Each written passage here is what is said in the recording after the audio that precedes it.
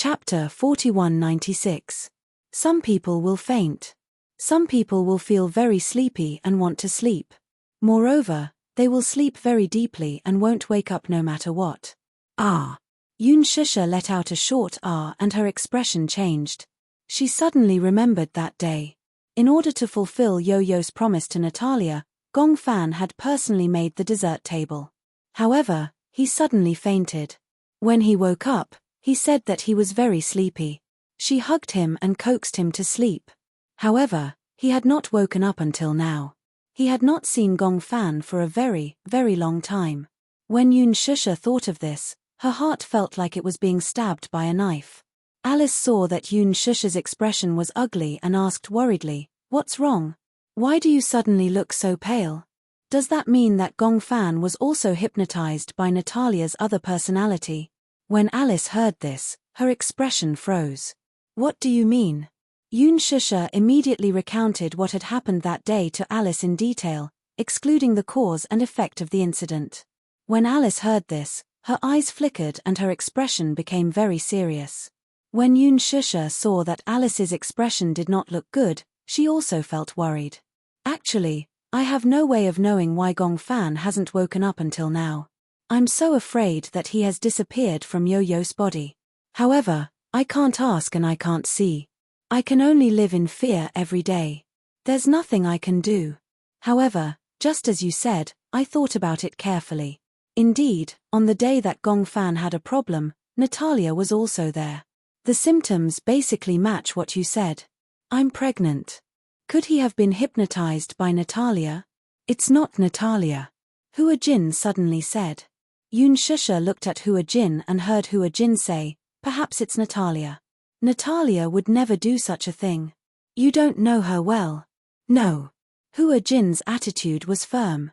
"It can't be Natalia. Otherwise, why didn't Natalia hypnotize me?" Everyone fell silent. Alice always felt that there was something fishy about this matter, but she couldn't figure out what exactly it was. Her thoughts were in a mess. There seemed to be a flash of inspiration in her mind, but she couldn't grasp it. "Gong Fan has never woken up since then?" Alice asked again. Yoon Shusha nodded solemnly, her voice trembling. "I miss him very much." For a long time, she suppressed her emotions and did not want to show them in front of Yo-Yo and Mu Yaja. But she was also worried. Even though she kept comforting herself that it would be good for Yo-Yo if Gong Fan's personality disappeared. Was this not what she had been most happy to see in the past? However, no matter how much she comforted herself, she couldn't convince herself otherwise. She was afraid that her indecisiveness would hurt Yo-Yo. Could Gong Fan have disappeared? Yoon Shusha looked at Alice with reddened eyes, like a person in distress and despair. Alice stared fixedly at Yoon Shusha with furrowed brows, not knowing how to answer her question. She pretended to be calm, but deep down, she didn't know what had happened to Gong Fan. Chapter 4197. Separated by a door, Yu stood in the room. Through the gap between the door and the door, he silently watched the dazed Yoon Shusha in the living room. His fingers trembled slightly. Yo-Yo took a deep breath and turned around. He leaned against the door gently, his eyes filled with heartache.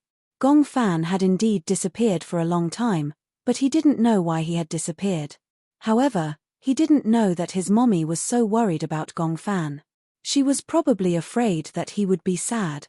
She was afraid that he would think that her love for him was divided into two parts. One part belonged to him and the other part belonged to Gong Fan. Hence, she pretended to be calm, as if she wasn't that worried. Actually, she should be very worried. Yo-Yo knew that his mommy had feelings for Gong Fan. He even noticed that during this period of time, every morning when she woke up and rushed into the room, she would see him. The dejection in her eyes couldn't deceive anyone.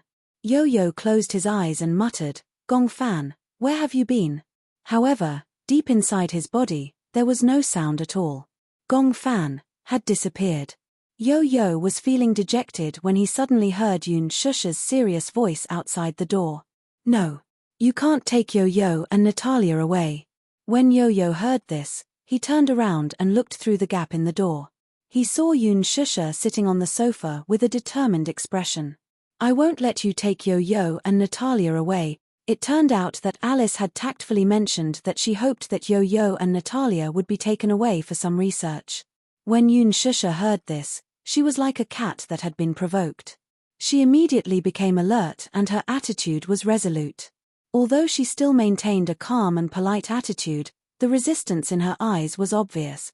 No, she said firmly, I know that you're doing this for Yo-Yo's good, but I won't allow Yo-Yo to leave my side again. When Alice heard this, she sighed helplessly.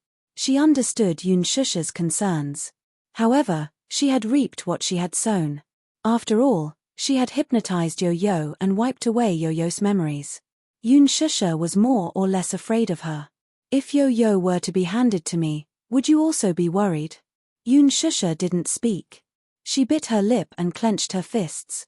Alice said, as you said, there is indeed a problem with Gong Fan's disappearance for so long. I'm just as worried as you are. However, if we don't take Yo-Yo and Natalia back for research, I won't be able to find out what happened to them. I won't be able to determine what happened to them. Hence, I want to take them back for research. We can only find out what the problem is then. Moreover, I also feel that Natalia's situation is very dangerous now. I can't guarantee that. No.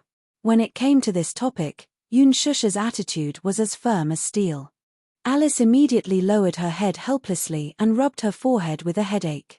When Hua Jin heard this, he was a little worried. You said that Natalia's situation is very dangerous now. What kind of danger is it? You haven't seen her second personality until now? Yes, Hua Jin replied honestly. Chapter 4198. However, Shusha said that she suspected that Gong Fan had been hypnotized by Natalia's second personality. Yes. Then, this proves that, Alice said slowly, this is a personality who knows how to disguise herself. In other words, she might have appeared before, but you didn't realize that she had successfully deceived you and hypnotized you while pretending to be Natalia's personality. Everyone fell silent. These words were a little scary when they thought about it carefully. If it was really as Alice said, if that personality was good at disguising herself, then it would be too scary. Hua Jin didn't know why, but he was a little lost. It would have been better if Alice hadn't said that. Now that she said that, he suddenly remembered that indeed, sometimes, when Natalia appeared in front of him, she gave him a very strange feeling. Now that he thought about it carefully, that personality might be Natalia, but she had disguised herself as Natalia. Perhaps he just didn't realize it. Thinking of this, Hua Jin couldn't help but feel a little uneasy. He suddenly raised his head and asked seriously, do you think that there is such a possibility? Alice listened carefully. Perhaps, Natalia's second personality has already appeared. Perhaps, I've seen it before. However, she used this crystal ball to hypnotize me and Gong Fan at the same time. We've all forgotten that memory, so we don't know anything about it, and we don't know that she once existed. Then, is it possible that she used this crystal ball to indirectly hypnotize Natalia and control her so that she could freely change her personality? When Alice heard this, she didn't show too much surprise on her face.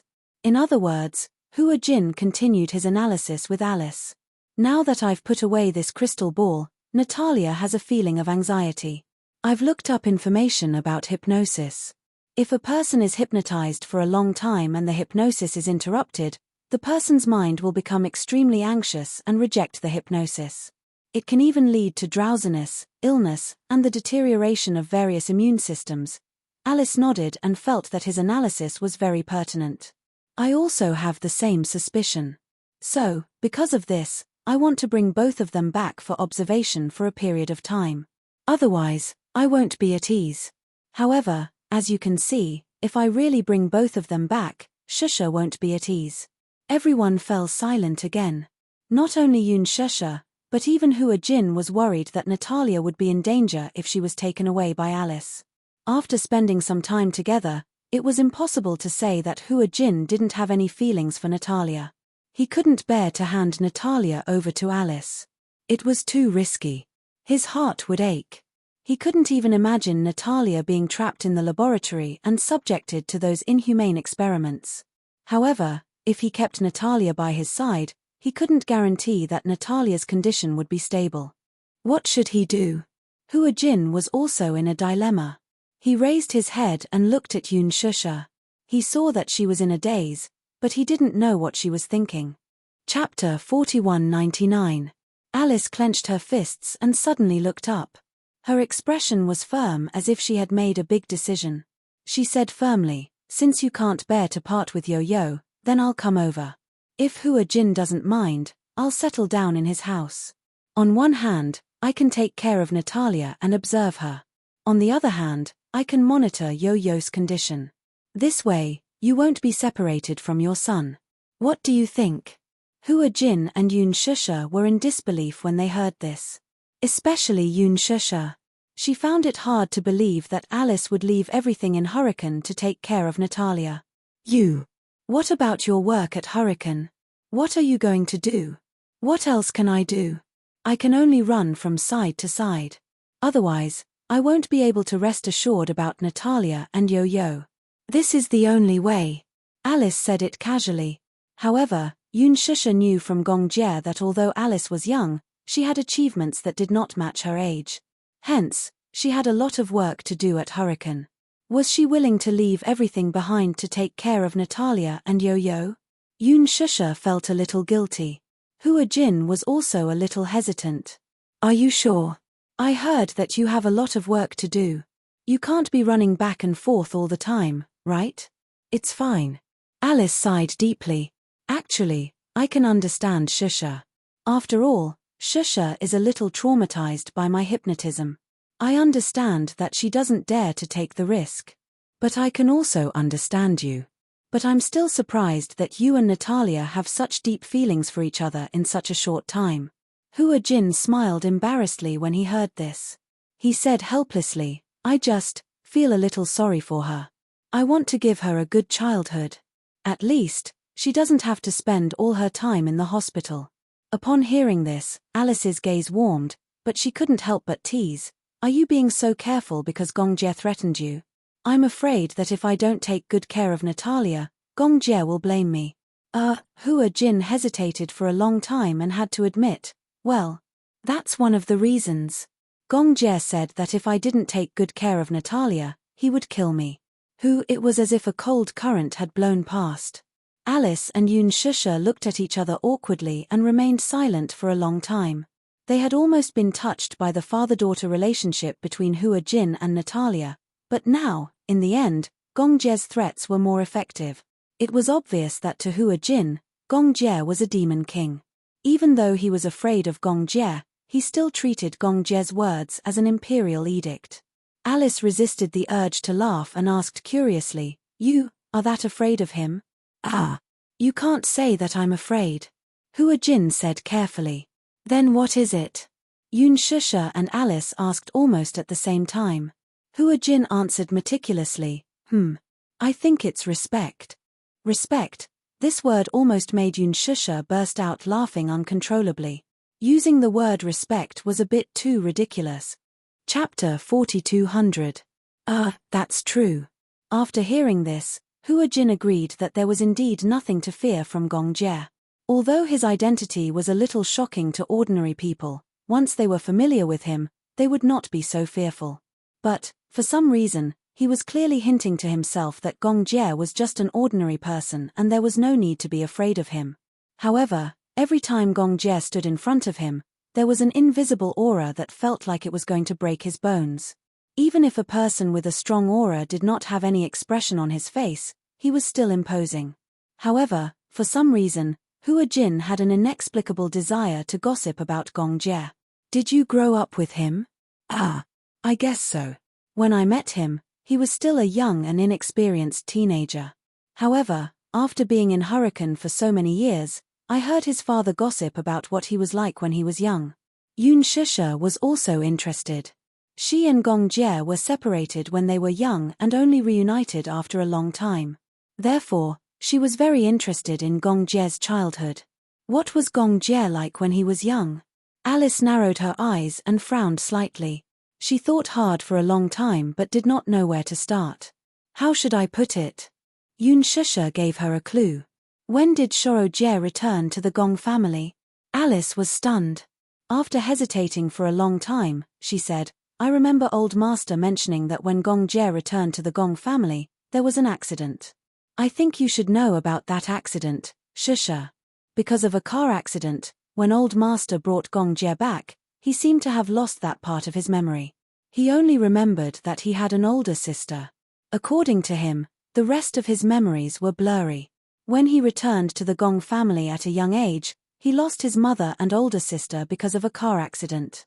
However, that accident was like a dream to Gong Jie at that time. When he returned to the Gong family, the little fellow did not know how to cry, nor did he know how to make a fuss. Later on, after a long period of hunger strikes, he became malnourished. Thus, he was put on an intravenous drip. Later, no one knew what Gong Shaoying and Gong Jie talked about, but the two of them stayed in the study for the whole afternoon. Gong Shaoying took a bottle of whiskey and gave it to the little guy. At that time, the attendants were terrified. The Gong Jie was a noble young master. There were many people who tried to stop the Gong Shaoying from giving alcohol to such a young child. However, with Gong Shaoying's expression, no one could stop him. She only knew that Gong Jie was drunk that day. He was drunk, but he didn't make a fuss. He just sat on the sofa stubbornly. His eyes were red, and his tears dripped onto the carpet, wetting his eyelashes. The more he drank, the harder he cried. He sobbed for his mommy and sister. Gong Shaoying had no choice but to tell him the cruel truth. His mother was dead, and so was his sister. All of a sudden, it was as if the floodgates had been opened. The little guy cried the whole night. The next day, he started to have a high fever and almost contracted pneumonia. When the fever subsided, he finally woke up from his muddlehead state. However, his temperament had changed greatly. He didn't like to smile, and he didn't cry easily. Chapter 4201. Yun Shusha recalled, when Shou Jie was young, he wasn't that domineering. In fact, he loved to smile. I loved to see him smile. It was so contagious. No matter how sad he was, his smile would sweep away the gloominess in his heart. From then on, he rarely smiled. From then on, Gong Jie began to receive military training in the Gong family. Gradually, as he grew older, he began to stand out among his peers. Gong Shaoying was proud of having such an outstanding son. When he reached adulthood, he gradually entrusted him with some of the Hurricane Group's affairs. Gong Jie was very capable. Whatever Gong Shaoying entrusted to him, he would always complete it well. However, Gong Shaoying obviously underestimated his son's ambition.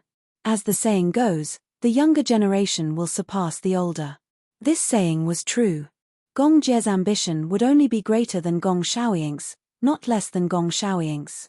The Gong family consisted of the main family and many other branches. In such a large family, it was inevitable that the juniors of Gong Jie's age would have their first awakening of love when they were young. Young men like Gong Jie were addicted to debauchery at that time, but Gong Jie had no interest in women. Did you know? At that time, Master was very anxious.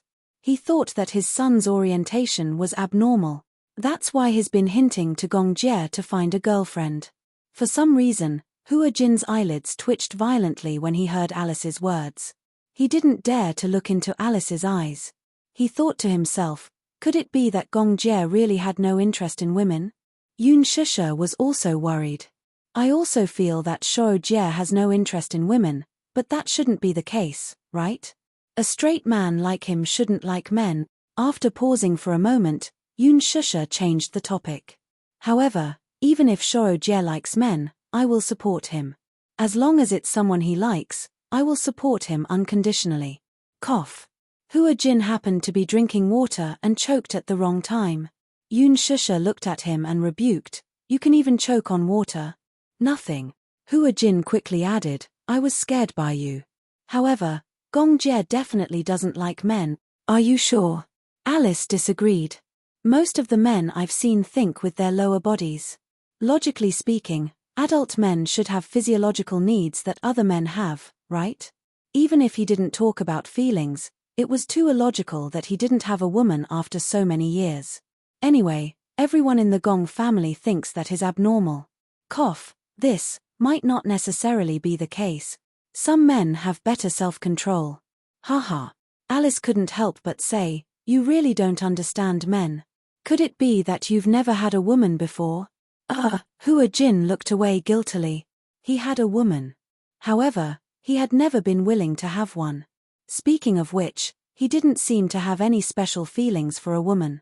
Lin Shuya was one thing. When it came to Lin Shuya, he only had a sense of routine. When he was on the same set as Yun Shusha, he had interacted with her a lot. He had thought that Yun Shusha's ignorant feelings were probably just love. In fact, it was just a kind of dependence that longed for a family member. Chapter 4202. He treated Yun Shusha as his own sister and did not have any messy feelings for her. Therefore, he did not really understand why those men had a special obsession with women. He felt that he could probably lead a good life alone. Yun Shusha also agreed with Alice's words. Hua Jin, you think that you don't understand men. Most men, if they don't have feelings for women, they can also sleep on the same bed. They are different from women. Is this what you call a biological need? You can understand it that way. Yun Shusha continued, humans have 7 emotions and 6 desires. They are not gods or saints, so how can they be pure? Hua Jin's face turned even redder. Yun Shusha did not notice, but Alice did. She felt that it was a little strange. She did not know why Hua Jin's face was so red. She did not think too much about it. Anyway, Gong Jie was obsessed with work for a long time. At that time, he went to a war-torn area like Africa without hesitation. He was young and frivolous, and he did not hesitate to go to a place where no one should go. He always laughed at me for being a workaholic, but when it comes to work, he is far more strict and serious than I am. Moreover, he is very domineering and stubborn. Once he has decided on something, he will not allow anyone to overturn it, not even master. I don't think Shoro Jie is very domineering. Yun Shusha was a little puzzled. No matter what, he will listen to me no matter what I say. That's because to Gong Jie, you are definitely the most special one. When he has a girlfriend in the future, I might not be the most special one. When Alice heard this, she suddenly smiled, and her eyes revealed a look of envy. You know what? I'm especially envious of you, she said sincerely. Yun Shusha heard this and was a little puzzled. Why? What do I have to be envious of? I'm envious of you. You've already achieved so much at such a young age. Alice couldn't help but smile bitterly. In fact, no matter how strong she was at work, Alice was still a woman. In the past, she had also yearned for love and family. She envied Yun Shusha because whether it was Mu Yaja, her 2 sons, her friends, or even an arrogant man like Gong Jie, they all doted on her like a princess. She lived her life as a strong woman. Yun Shusha, on the other hand, lived like a princess. No matter which woman you asked, who wouldn't yearn for it? If he said that he didn't yearn for it, it was only because he couldn't get it. Everyone was different. Yun Shusha may not have a strong personality, nor was she the type of strong woman who could take charge of everything on her own. But, because of this, everyone was willing to dote on her like a princess. She had a special quality about her that even she couldn't help but want to treat her well when she met her. It was probably because there was a kind of nobility in her bones. It was just that this noble temperament was very gentle. No matter who it was, she could get along well with them. She had no sharp edges and was as gentle as water. Even Chu Ho, who was born with a weak brain, liked Yun Shusha. Alice yearned for a family, but the keyword family was too distant for her. Chapter 4203. The topic of the 3 of them changed from Gong Jie to Alice. Yun Shusha, on the other hand, was very curious. Half jokingly and half seriously, she asked if Alice had a boyfriend. Alice made it clear that she didn't want to get married. You don't want to get married? Yun Shusha didn't look surprised when she heard that. Some women didn't like to get married, probably because they were disappointed in men and marriage. They didn't want marriage to restrict their freedom. Alice said frankly, actually, I have a lot of expectations for marriage and family. But this expectation is too heavy. I can't ask for it, so I don't want it anymore. Why? Yun Shusha, on the other hand, could not understand what he meant. Logically speaking, those who didn't want to get married were usually those who had been hurt emotionally. Otherwise, They didn't have any hopes or expectations for marriage. However, as Alice said, since she had expectations for marriage, why did she insist on not getting married? Alice could also see Yun Shusha's doubts. She took a deep breath and said calmly, I can't have children, and I'm destined to not be able to have children. In the past, I've thought about getting married and having a family. But because of my body's condition, it seems that it can't be realized. Since it can't be realized, I don't want to have any more fantasies. How can that be? Yun Shusha was surprised when she heard that she couldn't have children. She had never heard Alice mention this before. Now that she mentioned it, she was surprised. Hence, she felt a little strange. What happened? Alice didn't hide it from her. She said, I remember that it was a few years ago. Gong Jie came back from Africa and was infected with the plague there. I still remember that time in Africa, the plague was rampant. When Gong Jie came back to Hurricane, he was immediately quarantined. At that time, no one could do anything about this virus. In Africa, once someone is infected with this virus, they are treated like corpses. Many people who are infected with this virus are thrown into the quarantine zone like rotting livestock. Most of them starve to death before the virus takes over their lives. Starve to death. When Yun Shusha heard this, her heart couldn't help but clench. Of course, she knew that Gong Jie had recovered, but how did he recover? Yun Shusha faintly felt that it must be related to Alice's infertility. She used to pay attention to the news when she was in university, so she knew about the Amelia virus in Africa. Is it the Amelia virus? Alice nodded. It was the Imanla virus. At that time, Gong Jie's infection had not been serious, but no one knew when it had worsened. Yun Shusha was suddenly enlightened. I heard that a vaccine was developed for that virus, but until now, the epidemic in Africa has not been controlled. Yes, Alice said, because the cost of the vaccine is very high, many places in Africa are relatively barren. Most of the war refugees don't have the means to be cured. Yun Shusha asked tentatively, this vaccine, was it developed by you? Yes. Then, Yun Shusha and Hua Jin said almost in unison, was it developed by you? Chapter 4204. At that time, Alice was still a young doctor. She was not an authority in this field. Therefore, she was helpless against such a plague. After Gong Jie and a few others were quarantined, the medical center of Hurricane was out of control for a long time. No one knew how terrible this virus was. It also meant that no one knew how long Gong Jie could survive after being infected with this plague. Many of the mercenaries who came back from Africa with him and were infected with this virus did not survive.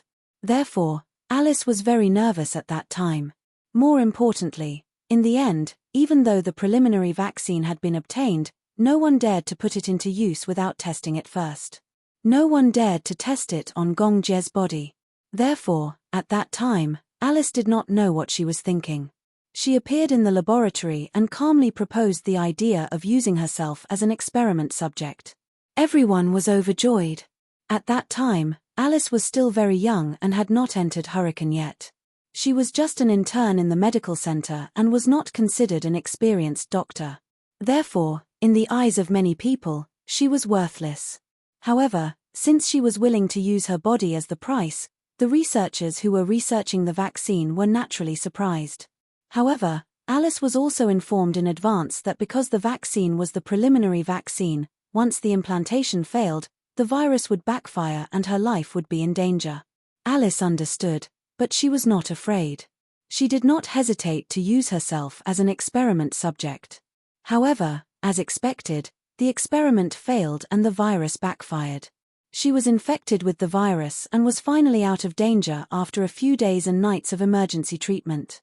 However, because she accepted the human experiment without permission, she was expelled from the hospital. It was also because of the virus that she could not have children for the rest of her life.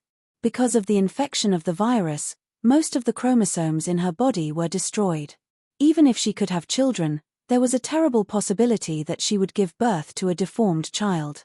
Therefore, she gave up. You did it for Gong Jie. Alice suddenly fell silent. She pursed her lips and said calmly, you can think of me as the Virgin Mary. For the health of the world, I sacrificed my life for righteousness. She was so relaxed that it was difficult to see how painful it was to make this choice at that time. However, Alice did not mention that she was willing to do it for the sake of Gong Jie. She had seen Gong Jie before. Before entering the hurricane, she had met him by chance as a medical volunteer in Africa. It was only this side that seemed to last for 10,000 years. She dreamed of entering Hurricane and becoming a member of the Hurricane Medical Center. However, as soon as she arrived at Hurricane, she had to deal with the news that Gong Jie was infected with the virus. She did it almost without thinking, even though she knew that this result was definitely not something she could bear. However, at that time, her head was hot and she didn't think about anything else. Gong Jie didn't even know about it. Alice also rarely mentioned this matter. Infertility was the result of a series of full-body checkups after her recovery. She couldn't accept it, but she had to. Fortunately, Gong Jie didn't have any serious problems. After learning a lesson from Alice, the vaccine was perfected.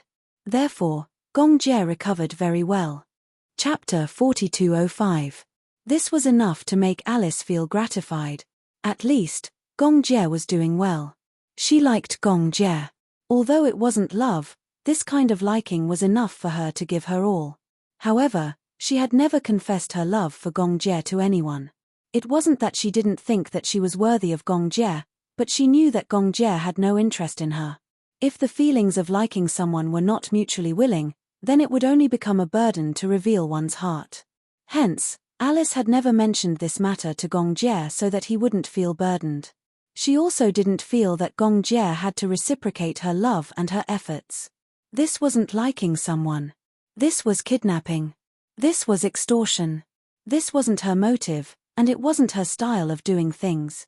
Hence, she suppressed this matter in her heart. She also restrained her love for Gong Jie deep in her heart. Alice smiled. I didn't expect that my unintentional actions would indirectly save Gong Jie. It's really a coincidence. She pretended to be relaxed, but Yun Shusha's expression turned serious when she saw it. Although Alice didn't show any signs of regret, she still probed carefully. Actually, you did all this for Shoro Jie, didn't you? Alice was stunned and didn't say anything. She avoided Yun Shusha's gaze and said casually, no, I only did what I had to do. Because of me, the vaccine was developed and the illness was under control. As for Gong Jie, that can only be said to be a coincidence. Since she had already said so, Yun Shusha didn't expose her.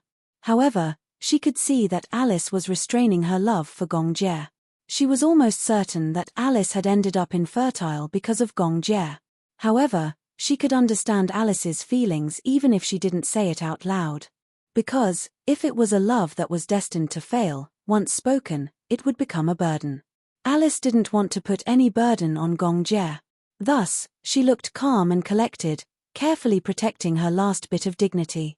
She didn't want her liking to become a kind of demanding and pitiful. Actually, it's not a big deal to be infertile. Alice pursed her lips and said seriously, if there is a chance in the future, I can meet someone I like who also likes me. If he doesn't mind, we can adopt a child and treat her as our own. At least, I can fulfill my dream of being a mother. Even if she is not my biological child, I will still treat her as my own. She already had a plan. However, that was a matter for the future. Alice stood up and said to Yun Shusha, I'm going to check on Natalia. In this way, it could be considered as a covert way of avoiding the topic. It was obvious that she wasn't willing to talk much about this matter. Yun Shusha and Hua Jin also tacitly agreed and stood up with her. The three of them entered the room. At that moment, Yo-Yo was sitting in front of the bed and Xiao Chen was leaning against the sofa. He was obviously sleepy and had fallen asleep. However, he was a light sleeper and had originally closed his eyes to rest. When Alice walked in just now, he woke up with a start. Xiao Chen opened his eyes and saw that it was Alice and Yun Shusha. He stood up and said, Mommy. Hey, Alice, you're here too. Chapter 4206. How's Natalia? Yo-Yo said, her fever seems to have subsided a little. It's not as serious as before. Let me take a look. Alice walked over and took out her thermometer. She scanned her body and the temperature was 39 degrees Celsius. This meant that her fever was slowly subsiding. She relaxed her eyebrows. It seems that her fever is subsiding. Yoon Shusha also heaved a sigh of relief. Hua Jin was still worried. Will it relapse? I don't know. Alice shook her head. My initial suspicion is that she has a fever on the surface of her body. There's no inflammation, no virus infection, and no signs of a cold or fever. I'm guessing that she probably hasn't slept well for a few days. Her body is weak, so it's just a fever on the surface of her body. She should be fine after more rest. Hua Jin was relieved to hear this. Yoon Shusha asked worriedly, are you sure you're all right now?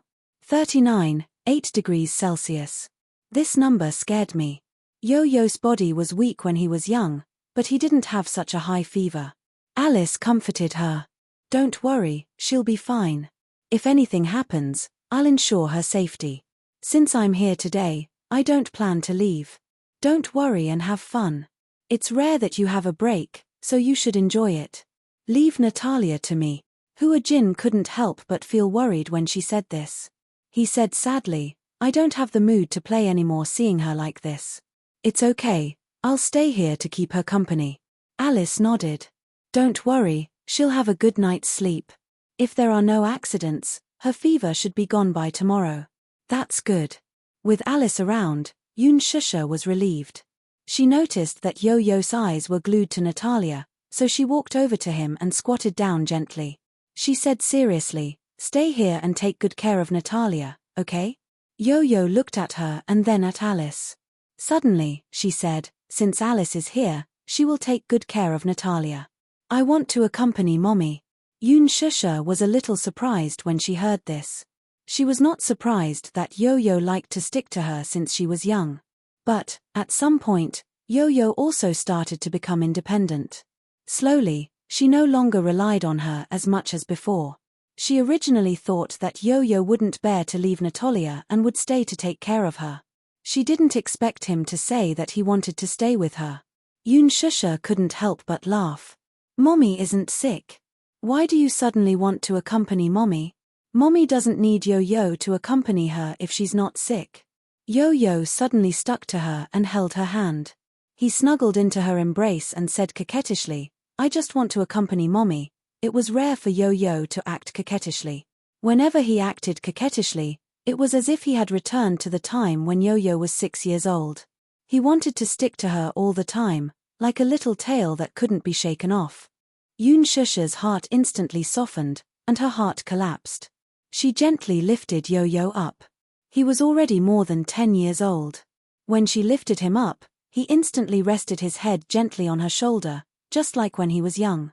Yoon Shusha didn't know why, but she could sense a sense of helplessness from him. She was so sensitive. Hence, she felt that Yo-Yo was in low spirits today. Chapter 4207.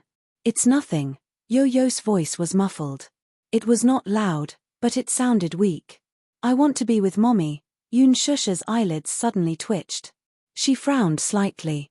She could vaguely sense that Yo-Yo might have overheard her conversation with Alice. But even though she had lowered her voice, Yo-Yo might have heard it and kept it in his heart. Would he think that she was worried about Gong Fan and no longer regarded him as the most important person? Yoon Shusha did not know how to comfort him. She hugged Yo-Yo tightly and smiled at Hua Jin and Alice. Then, she carried Yo-Yo and turned to leave. There was a long silence on the way back. It was only when they were about to enter the villa that Yo-Yo asked softly, Mommy, are you worried that Gong Fan will never come back? Yoon Shusha was stunned when she heard this. It was only after a long time that she found her voice. I'm a little worried. After all, he hasn't appeared for a long time. It's really strange. Mommy, if he disappears forever, please don't blame me, okay? Yo-Yo was a little helpless and said honestly, I'm worried too. I'm afraid that he will suddenly disappear. I'm actually prepared to live with him, but I don't know why, but it's as if he suddenly disappeared and I can't find him. Yoon Shusha did not know whether to laugh or cry when she heard this. Why would he think that? Why would you think that? Why would Mommy blame you for this? Yoon Shusha knew that Yo-Yo had found out about her worries and helplessness. He felt guilty, helpless and uneasy because of this. She felt helpless. She had not controlled her emotions well and made Yo-Yo so uneasy. Don't worry, Mommy didn't think too much. Don't be sad. Besides, isn't it a good thing that Gong Fan has disappeared? Does that at least mean that you've recovered? Yo-Yo nodded gently. Yun Shusha carried him back to the room and comforted him. Don't let your imagination run wild, okay? All right. However, Yo-Yo was unwilling to return to the room. Instead, he said to Yun Shusha, Mommy, I want to go out to sea. Go to sea, yes. Let's go out to sea with Daddy and Xiao Chen, okay? What about your sister? Younger sister, she's seasick. Moreover, the wind at sea is too strong, and the sun is too strong. Younger sister's skin is so tender. It's not worth it if it peels. Yes. Yun Shusha asked Mu Yaja to charter a boat, and the family of 4 went out to sea. The journey out to sea took a full day. Lunch was also held at sea. Lunch consisted of freshly caught fish that had not undergone too much processing. Everything retained its original taste and was delicious. When little Chen and Yu went out to sea, they sat back to back and fished by the side of the boat. Yun Shusha, on the other hand, hugged fresh coconuts and basked in the sun as she fell into a daze. When they returned in the evening, Yun Shusha went to check on Natalia. Fortunately, just as Alice had said, her temperature had dropped quickly. Although it had not returned to normal, it meant that she was getting better. Chapter 4208. After the holiday in Saipan ended, Alice went back to Hurricane to complete the procedures. For a long time, she had to travel back and forth between Hurricane and the country to monitor Natalia's condition. Alice settled down in the villa that Gong Jie had bought for Hua Jin and Natalia. However, after a few days of monitoring, Alice discovered something that could not be underestimated. That was, ever since she lost the crystal ball, Natalia suddenly became very anxious. At night, it was always very difficult for her to fall asleep. Even after she fell asleep, through the sleep quality test, she would always have nightmares. The continuous nightmares always caused her to be in a half-awake state, and the quality of her sleep would be greatly affected. Therefore, it indirectly caused her to be anxious. This meant that the crystal ball had a mysterious effect on Natalia's body. Alice hesitated for a long time and finally decided to return the crystal ball to Natalia. Before returning the crystal ball to Natalia, she deliberately installed a hidden surveillance camera in the room. The video was directly transferred to Alice's phone through the phone, so that her situation could be monitored 24 hours a day. At first, Hua Jin objected to the idea. He did not think that Alice could use the surveillance cameras to monitor Natalia even if she was in such a state. Even a person with dual personality had the right to privacy. However, Alice did not agree. She felt that the most important thing now was to find the connection between the crystal ball and Natalia. Hua Jin was convinced and did not interfere too much. So, Hua Jin found an opportunity and returned the crystal ball to Natalia under the excuse that he found it at the airport. Natalia hugged the crystal ball and couldn't bear to put it down. Even her mental state had improved a lot. Hua Jin saw that she hugged the crystal ball as if she had found her life again. He could not help but be curious, so he secretly asked her why the crystal ball was so important. Alice said, "At night, there will be a fairy in the crystal ball who will sing me to sleep." How is that possible? Hua Jin kept staring at the crystal ball, but he could not figure out anything. He was puzzled. Where is the fairy? Why can't I see her? Only I can see her. No one else can see her at all. This is a secret between me and her, a secret that only the two of us know. As she spoke, she hugged the crystal ball to her chest, not letting Hua Jin see it anymore. On the day that Hua Jin returned the crystal ball to Natalia, Alice turned on the surveillance camera. However, it was this surveillance camera that made Alice discover a very serious problem. She found that every day before she went to bed, Natalia would hold the crystal ball and stare blankly for half a day, as if she could see something from the crystal ball.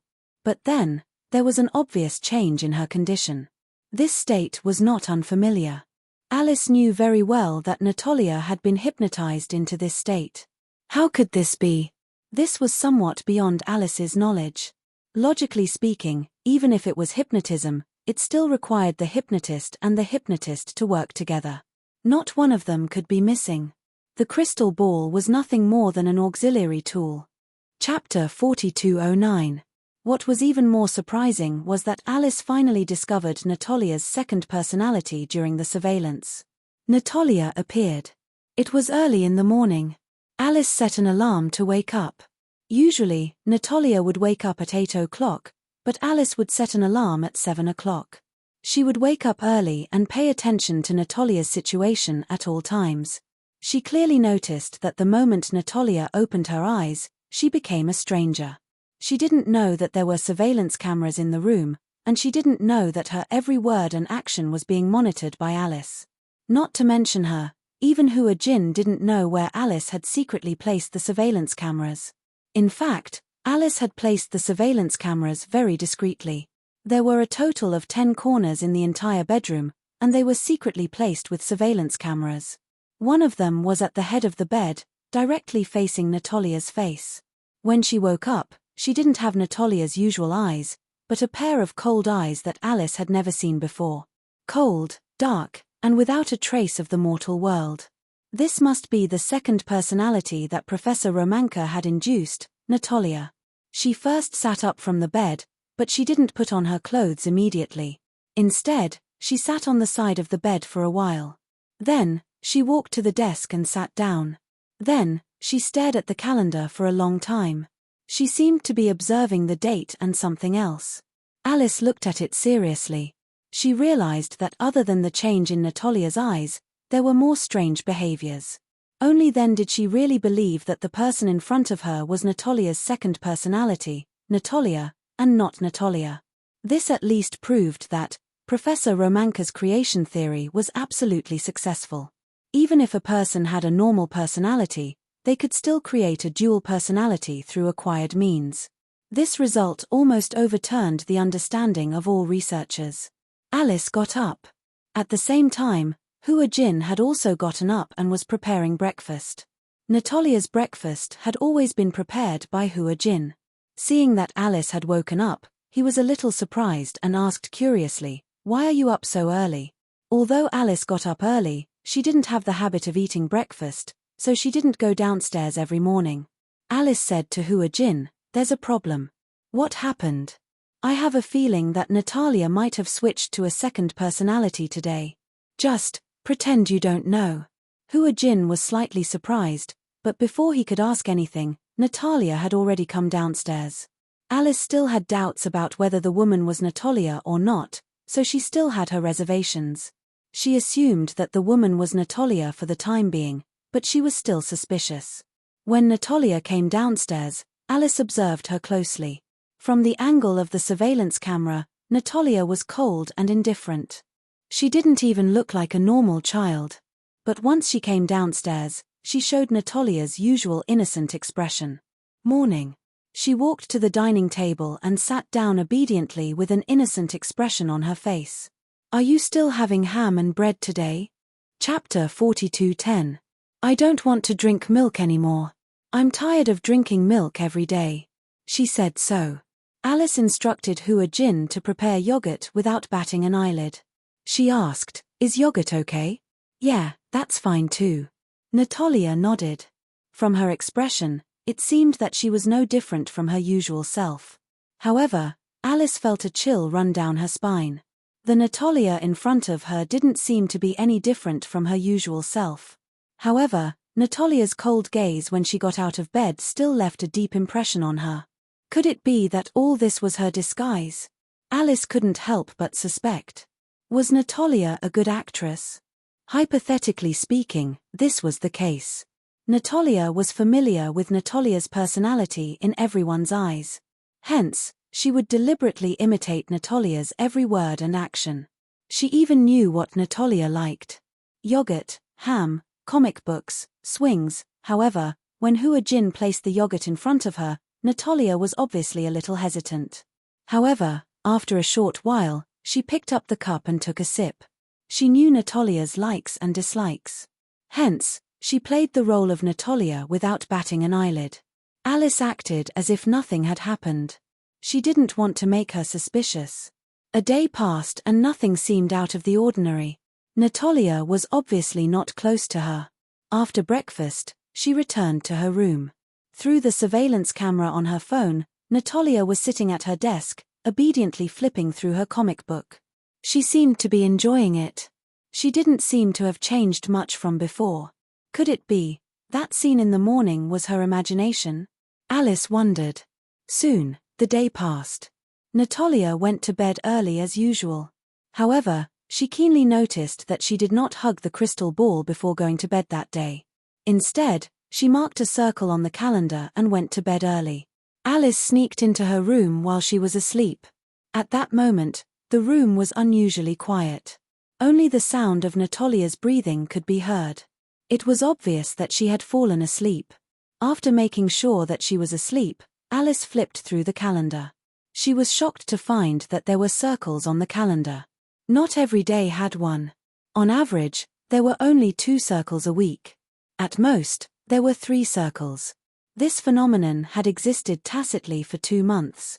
Could she understand that this was a mark left by Natalia on the calendar? If Natalia was the one who woke up, she would leave a circle on the calendar as a mark. If that was the case, Natalia would appear about 9 times a month. These 9 times, however, Hua Jin did not notice it at all. Did this mean that Natasha's research was so godlike that even the people around her did not notice this detail? Alice couldn't help but feel terrified. So why did Natalia copy Natalia's every word and action? What was her purpose in doing this? Was to disguise herself? Could it be that this was a way to protect himself? Then, if the hypnosis was real, what was Natalia's purpose for hypnotizing Hua Jin and Gong Fan? More importantly, a child, even if it was a created second personality, what methods did she have to know hypnosis? Chapter 42:11. Before this, Alice had the habit of communicating with Hua Jin every day. Usually, it was over the phone to find out about Natalia's situation and changes. However, Hua Jin said that there was nothing out of the ordinary. That meant that there was a big problem. There were too many things that needed to be uncovered. Alice suddenly realized that Natalia might be hiding many secrets that no one knew about. The next day, when Natalia woke up, Alice discovered through the surveillance that it was the other personality, Natalia, who had woken up, and not Natalia. As soon as she walked downstairs, she skipped over to Hua Jin and asked with a smile, "Can I go and play with Yo-Yo today?" Yo-Yo? Hua Jin was stunned. Now that Alice was not by his side, he did not know how to reply. He had no way of monitoring Natalia. Usually, the phone that was connected to the surveillance camera was kept by Alice. Hence, he had no way of knowing which personality the girl in front of him was. "Hey, can't I?" Natalia said with some regret. "Can't I go and play with him? I'm so bored here alone." Hua Jin smiled and said, "I can play with you. But, you're not fun." Natalia sat at the dining table and held her head dejectedly. She pouted and said, "Also, with this auntie around, I feel very uncomfortable." Hua Jin knew that she was not close to Alice. It was not strange that she did not like Alice. Hence, he coaxed her, "I'll take you to play with brother Yo-Yo tomorrow, okay?" "Don't." Natalia started to whine. "I just want to play with him today, okay? Is something wrong with him?" "That's not it." After hesitating for a long time, Hua Jin finally nodded gently. "Okay. Then, I'll take you there after breakfast." "Okay." Natalia clapped her little hands happily, looking very happy. "Then you must eat your breakfast obediently before I take you there." "All right." Natalia had just finished her breakfast when Alice came downstairs. For some reason, the smile on Natalia's face faded when she saw her. Coincidentally, she had also finished her breakfast. She immediately said to Hua Jin, "I'm full. I'm going upstairs to change." With that, she headed upstairs.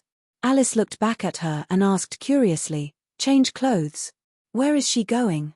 Hua Jin said, "She wants to play with Yo-Yo." Upon hearing this, Alice's face sank slightly. She quickly walked to his side and lowered her voice as she asked, "You agree?" "Yes." Hua Jin sensed that something was wrong with her expression and immediately became nervous. "What's wrong?" "Can't I?" "It's not that I can't. It's just that her condition is not stable now. I don't want her to interact with Yo-Yo. Why? Hua Jin found it strange.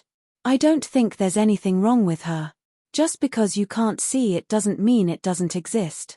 Alice looked at him reproachfully. Are you going to take her out now? Hua Jin nodded hesitantly. Yes. Alice sighed deeply and frowned. How could she let Natalia and Yo-Yo be alone together? Naturally, she was afraid that something would go wrong. Hua Jin studied her expression and asked tentatively, then, should we reject her? Chapter 42:12. Forget it. Alice waved her hand. You've already promised her. If you don't go now, she'll definitely be suspicious. Forget it, I'll go with you and be more careful. Who knows, maybe I'll be able to observe something. Hua Jin listened and nodded. However, when the three of them were about to leave, Natalia saw that Alice was going with them and pouted unhappily. Why does she want to go with us? She muttered to Hua Jin. Obviously, she felt uncomfortable with Alice going with them. Hua Jin squatted down and asked her curiously, do you not like Aunt Alice? Natalia turned around to glance at Alice and nodded sadly. I don't know why, but I feel like she's spying on me. Even Hua Jin couldn't help but be stunned by her sensitive answer for a long time. Hua Jin lifted his head to look at Alice, but Natalia suddenly said unwillingly, if she's going, then I won't go. I'm not a criminal. Why should she spy on me? As she said this, she turned her head to the side and said unhappily, I know I'm sick, seriously sick, but that's not a reason for her to spy on me. She was young, but her logic was not inferior to that of an adult. Hua Jin pursed his lips and looked at Alice helplessly. Alice looked at Hua Jin, then at Natalia, and raised her eyebrows. She could tell that the latter was unhappy that she had tagged along. She also felt that it wasn't appropriate for her to go. If Natalia was alerted, it would be detrimental to her research. Alice took a step back and said, why don't you guys go? I have nothing to do if I go. Okay. Alice said as she turned around and went back into the house. She stood by the window until she saw Hua Jin and Natalia get into the car. 15 minutes later, she walked to the garage and started a car. She took a shortcut and sped toward Yunshusha's house. Natalia was on guard. Alice's sixth sense told her that the child was Natalia, not Natalia.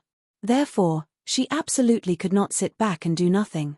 Because they took a shortcut, Alice arrived at Yunshusha's house before Hua Jin did. Yunshusha knew that Hua Jin and Natalia were coming, so she started preparing an exquisite lunch early in the morning. When she saw that Alice was also here, she was surprised. What happened? She looked at Alice and saw that she had come alone. She was a little confused. Where are Hua Jin and Natalia? That little girl is on guard against me. She didn't want me to come with her, so I came secretly. She said that she wanted to play with Yo-Yo. I was also worried that she would interact with Yo-Yo alone. I want to talk to Yo-Yo alone. Yunshusha immediately nodded when she heard this. Okay. Alice went up to the study on the second floor. Yo-Yo was reading in the study. Alice knocked on the door and walked in. Yo-Yo was a little surprised to see her. Alice? Sure. Alice walked up to him, looking a little serious. Yo-Yo was stunned. What's wrong? You don't look well. Did something happen to Natalia? Chapter 42:13. Alice squatted down in front of him and said gently, I found something fishy these few days. Do you still remember when Gong Fan was hypnotized by Natalia? Yo-Yo didn't think much of it. That was a coincidence. There's no evidence. It must be Natalia who hypnotized Gong Fan. But don't you think it's too much of a coincidence? The two of them came into contact once and something happened to Gong Fan. I suspect that Natalia's other personality, which is Natalia, might know hypnotism. How could she know hypnotism? It was unbelievable that such a young child would know such powerful hypnotism.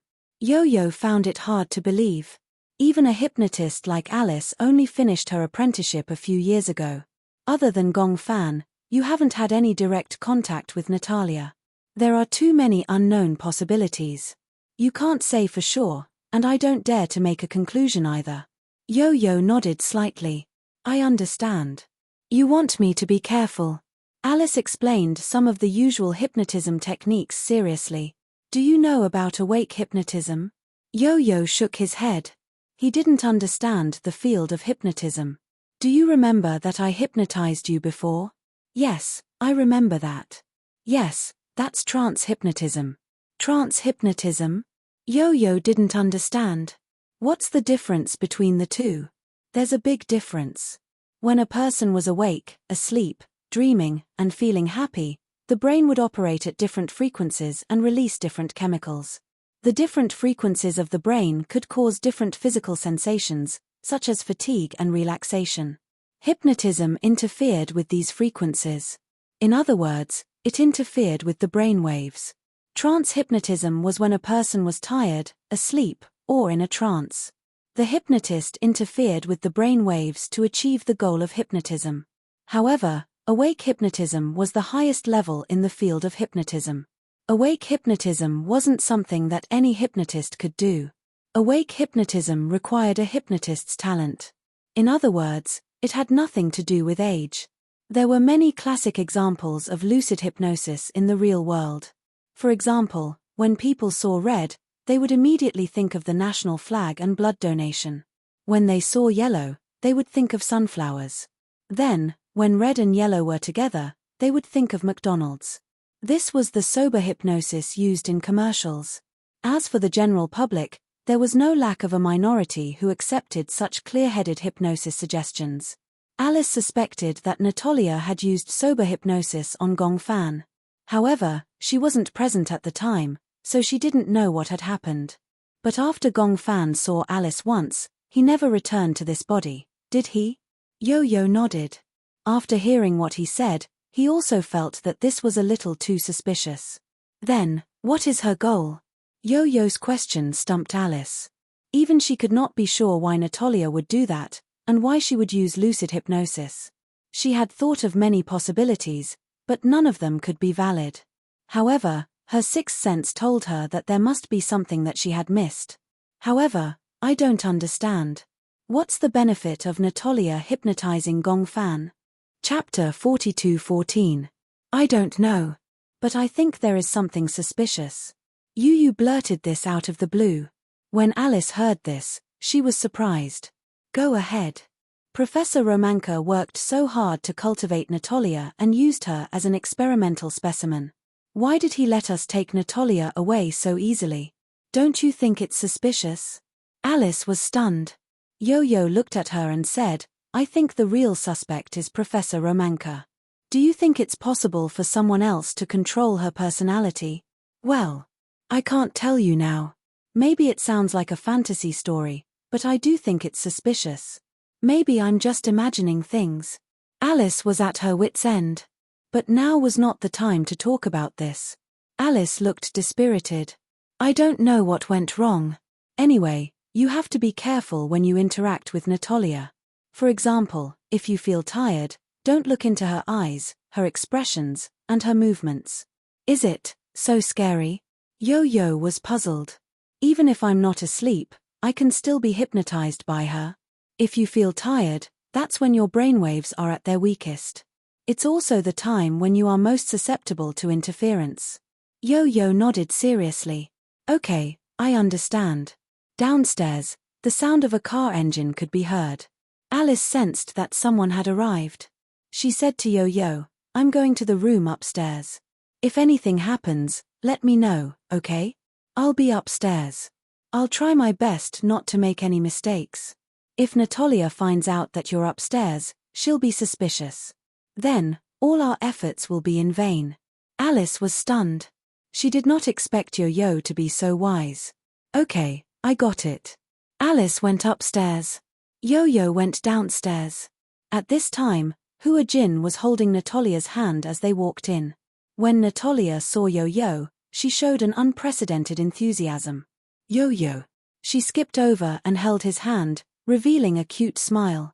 I'm so bored at home alone, so I wanted to come and play with you. What do you want to play? I saw the game you played with Xiao Chen on TV. I want to play it too. Oh, is it a PS4? Yeah, it's a boxing game. Xiaochen bought a PS4 and an Xbox 360 at home. When he had nothing to do, he liked to pester Yo-Yo to play games. However, now that he was addicted to PlayerUnknown's Battlegrounds, he was not that enthusiastic about these games. Usually, only Yo-Yo and Muyaja would play them occasionally. There was a layer of dust on the console. This was a console game, so it had to be connected to the TV to play.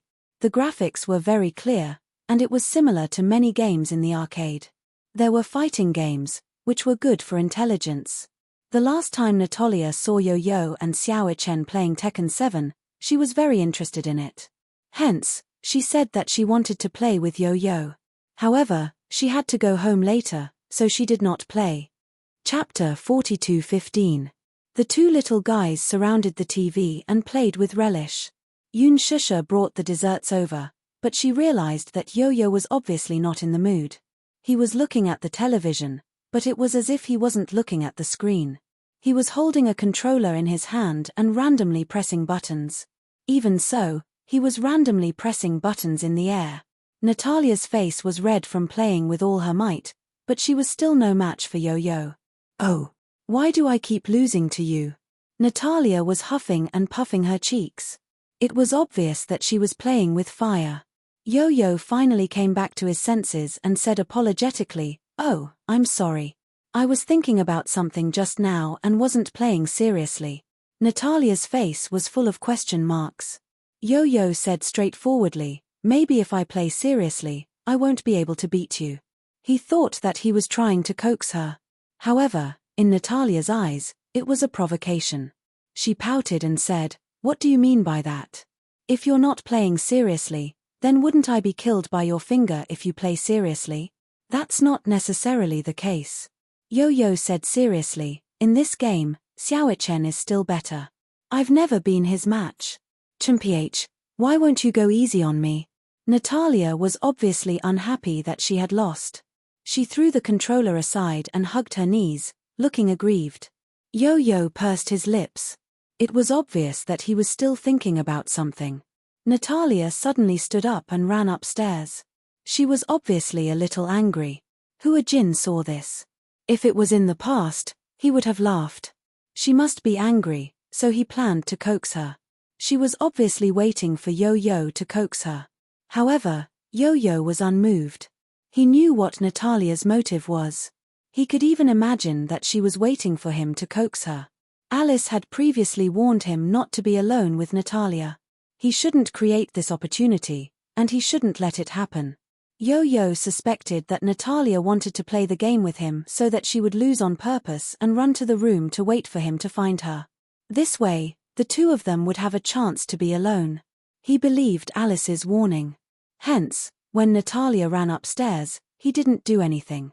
He switched to the game disc and started playing casually. Time passed by slowly. Upstairs, Natalia couldn't take it anymore. She initially thought that Yu would not bear to see her go upstairs in a fit of pique, so he would follow her upstairs and coax her.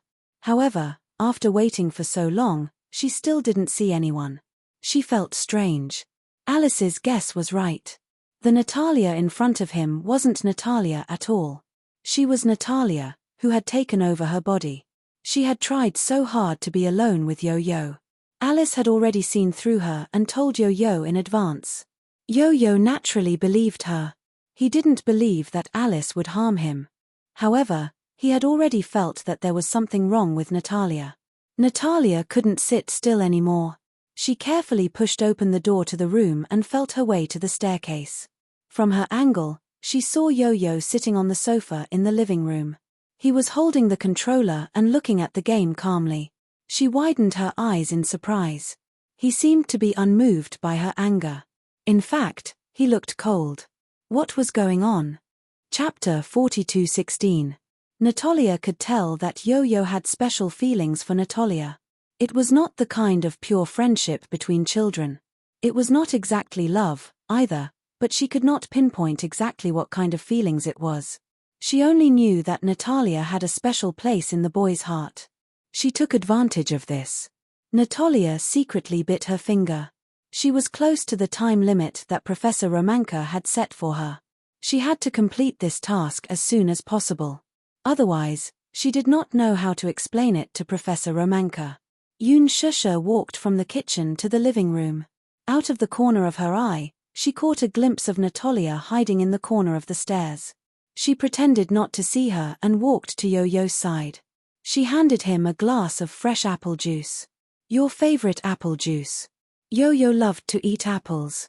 In addition, Alice had given Yoon Shusha a nutritional formula that required Yo-Yo to eat 3 apples a day to replenish his nutrients. Strengthening his physique was Yo-Yo's top priority now. However, just thinking about eating 3 big apples made his cheeks hurt. In the beginning, Yo-Yo could not insist on this at all. It was already hard enough to chew on 1 apple, let alone 3. He couldn't do it at all. Thus, Yoon Shusha thought of squeezing 3 apples into juice. It was sweet and sour, and Yo-Yo liked it too. This way, it would be the best of both worlds. When Yoon Shusha handed him the apple juice, she lowered her voice and said, "She is at the stairs, secretly watching you." Yo-Yo heard this and took the apple juice without batting an eyelid. He also secretly looked in the direction of the stairs. Natalia did not notice that Yo-Yo was secretly sizing her up. Yo-Yo suddenly hooked his finger at Yoon Shusha. "She is Natalia." "Ah. How did you know?" "Alice told me." Yo-Yo continued, "Alice did not allow me to be alone with Natalia. She was worried that Natalia knew how to hypnotize people." Hypnotize people.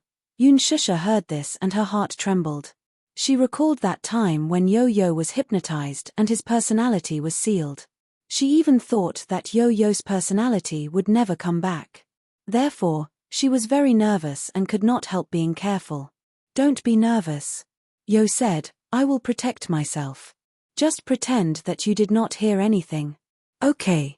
Yo and Yoon Shusha acted. And her. Hua Jin was focused on Yo-Yo's game. And everyone seemed to be ignoring Natalia. Natalia was especially upset.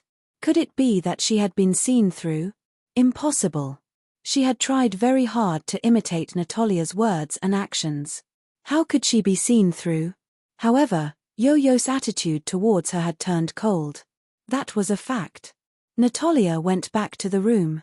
After waiting for a while, she fell asleep without realizing it. Alice was on the 3rd floor. She sent a WeChat message to Hua Jin. Hua Jin replied that he had gone to the room to take a look and found that Natalia had fallen asleep. Hence, Alice said, "Let's take her home while she's asleep." "Why? What if she wakes up?" "She won't wake up.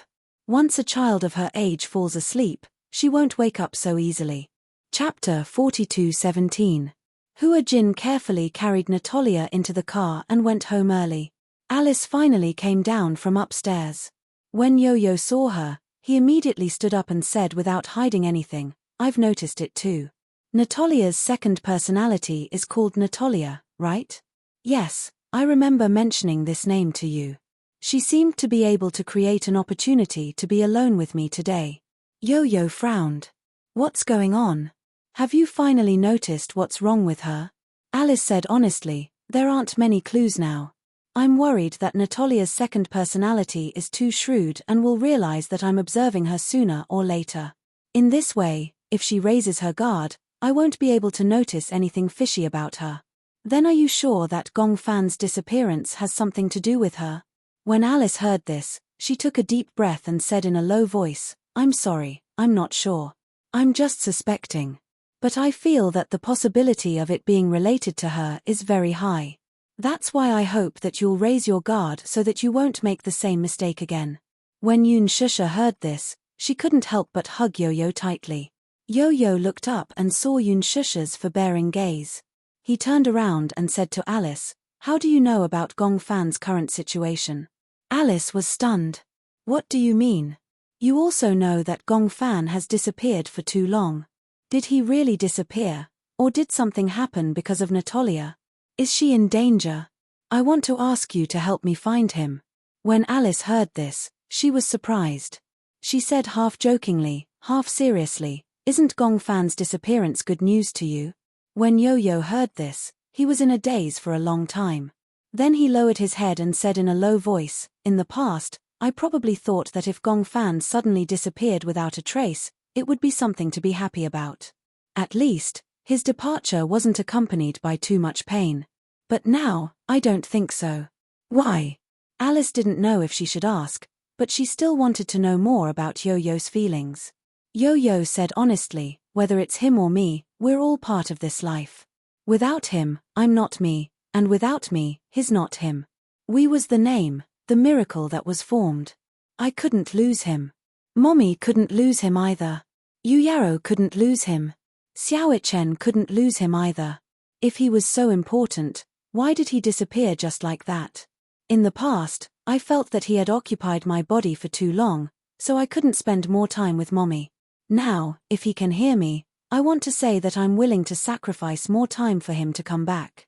If he's willing, I can let Mommy tell him a bedtime story every night and sing to him. As Yo-Yo spoke, her tears fell unknowingly. When Yun Shusha saw this, her heart felt like it was being stabbed by a knife.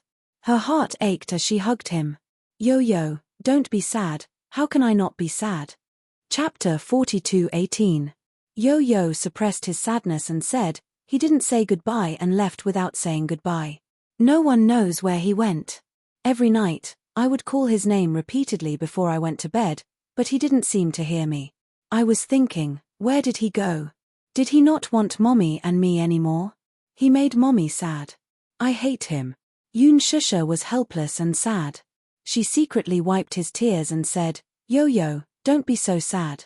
Yo-Yo still said angrily, if he doesn't come back, then forget it. He won't. She cupped his little face and rubbed against it affectionately. If he doesn't come back, it's okay too. But Mommy must really want him to come home. Yo-Yo looked into her eyes seriously. That day, I heard everything. Yo-Yo lowered his eyes in disappointment. Mommy must miss him a lot, right? I didn't protect him well. It's my fault. Alice furrowed her brows, feeling a little sad. We can't make a conclusion too early.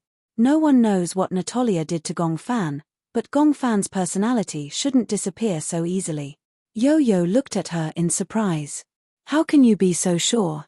If Gongfan's personality disappeared so easily, the field of multiple personality disorder wouldn't be one of the most complicated topics in the world. There are countless people with multiple personality disorder who haven't been cured. If the problem can be solved so easily, it doesn't exist at all. Alice continued, moreover, Natalia has multiple personality disorder. She's a patient herself. How can she cure other patients? When Yo-Yo heard this, he asked tentatively, so you're saying that Gongfan's personality can't disappear? With the clues and scientific evidence I have now, it's impossible for him to disappear. Alice gave a definite conclusion. When Yo-Yo heard this, his brows finally relaxed. He suddenly said, if you need to do research, I can do it anytime. Since you said that there's a problem with my body, then if you want to study it, I can do it anytime. Alice was a little embarrassed and said, I want to, but your mommy is not very assured. If I really want to study you, I'll need your guardian's permission. Yun Shusha looked hesitant. Even though he was now so familiar with Alice, even though the woman in front of him had once saved Gong Jie's life and was absolutely a trustworthy person. However, she was still worried and would not easily hand Yo-Yo over to her. I'm worried. Yun Shusha did not hide anything and said frankly, I didn't know that you would do such research on him, but I can't be at ease if I just hand Yo-Yo over to you. Alice shrugged innocently with a helpless expression on her face. It was as if his gaze was saying, your mommy will have to be convinced by you. I don't have the right to do it without her consent. Yo-Yo knew very well that Yun Shusha was worried about him. After all, they had been through so many life and death separations, she was not willing to take any more risks. It was not that she was worried about Alice. She was worried that Yo-Yo would be separated from her again because of some unforeseen event, or that he would not acknowledge her as his mommy like before. Chapter 42:19. Mommy, if you're by my side, then it'll be fine. Yo-Yo gently tugged at her sleeve and asked cautiously, let's try it once. Let's try it once, okay? Yun Shusha looked at Yo-Yo hesitantly and then looked at Alice. Alice placed her hand over her heart and said earnestly, don't worry, I won't dissect Yo-Yo. I'm only using the sleep test and hypnotizing method to find out more about Gongfan. Yoon Shusha hesitated for a while and finally nodded reluctantly. Alice hadn't expected her to agree. When Yoon Shusha nodded, she was stunned. She had thought that Yoon Shusha would reject her again, but she hadn't expected her to agree. She was stunned for a long time before she came back to her senses. Yoon Shusha said to her seriously, "I trust you because Yo-Yo trusts you too." "Okay, I understand. Don't worry, I won't let you down." Sleep monitoring didn't require a huge device. Alice had brought a sleep monitoring device from the headquarters. That night, she rushed over early with the device. In the room, she instructed Yo-Yo to lie on the bed and put on a sleep monitoring headrest for him. She turned on the power and his brain waves were displayed on the small screen. "What's this?" "These are your brain waves." "Then, is there any explanation for the sleep monitoring?" Yo-Yo suddenly felt that he hadn't asked the right question. He asked again, "Why do you want to monitor my sleep?"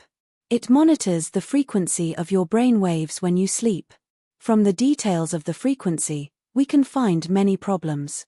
Alice then said to him, "Go to sleep." "I can't sleep now." Alice was stunned. "Your mommy said that you usually sleep at this time, but wearing this device doesn't seem comfortable." Yo-Yo fiddled with the device on her head and frowned. "It feels quite uncomfortable." Alice carefully adjusted it for him again. "How about this?" "That's much better." Yoon Shusha quickly walked into the room. When Yo-Yo saw her, his eyes lit up. "Why don't I ask Mommy to tell me some stories? Maybe I can fall asleep this way." "You don't have to tell me a story, just close your eyes. I want to monitor the quality of your sleep, including the degree and time of your sleep," Alice said. When Yo-Yo heard this, she felt bored and told her honestly, "Usually, it's Mommy who tells me stories. If I don't listen to her stories, I'll feel uncomfortable. This means that you rely too much on your mommy. Can your mommy tell you bedtime stories for the rest of your life?" As Alice said this, she pushed him and urged him, "Close your eyes and sleep." When Yo-Yo heard this, he sighed like an old man and gently closed his eyes. When he lay down, he looked at the ceiling and closed his eyes slightly. Although he squinted his eyes, he didn't feel sleepy at all. Alice asked, "Don't you want to sleep?" "Yeah, I can't sleep." Yo-Yo mumbled. Although his eyes were closed, his eyelids were twitching violently. "Relax." Alice turned her head and looked at the monitor. On the screen, the frequency was jumping violently. This meant that Yo-Yo's mind was filled with thoughts and he was thinking about something. No wonder he wanted to listen to Yoon Shusha's bedtime stories. Chapter 42:20. Do you let your thoughts run wild every night before you go to bed?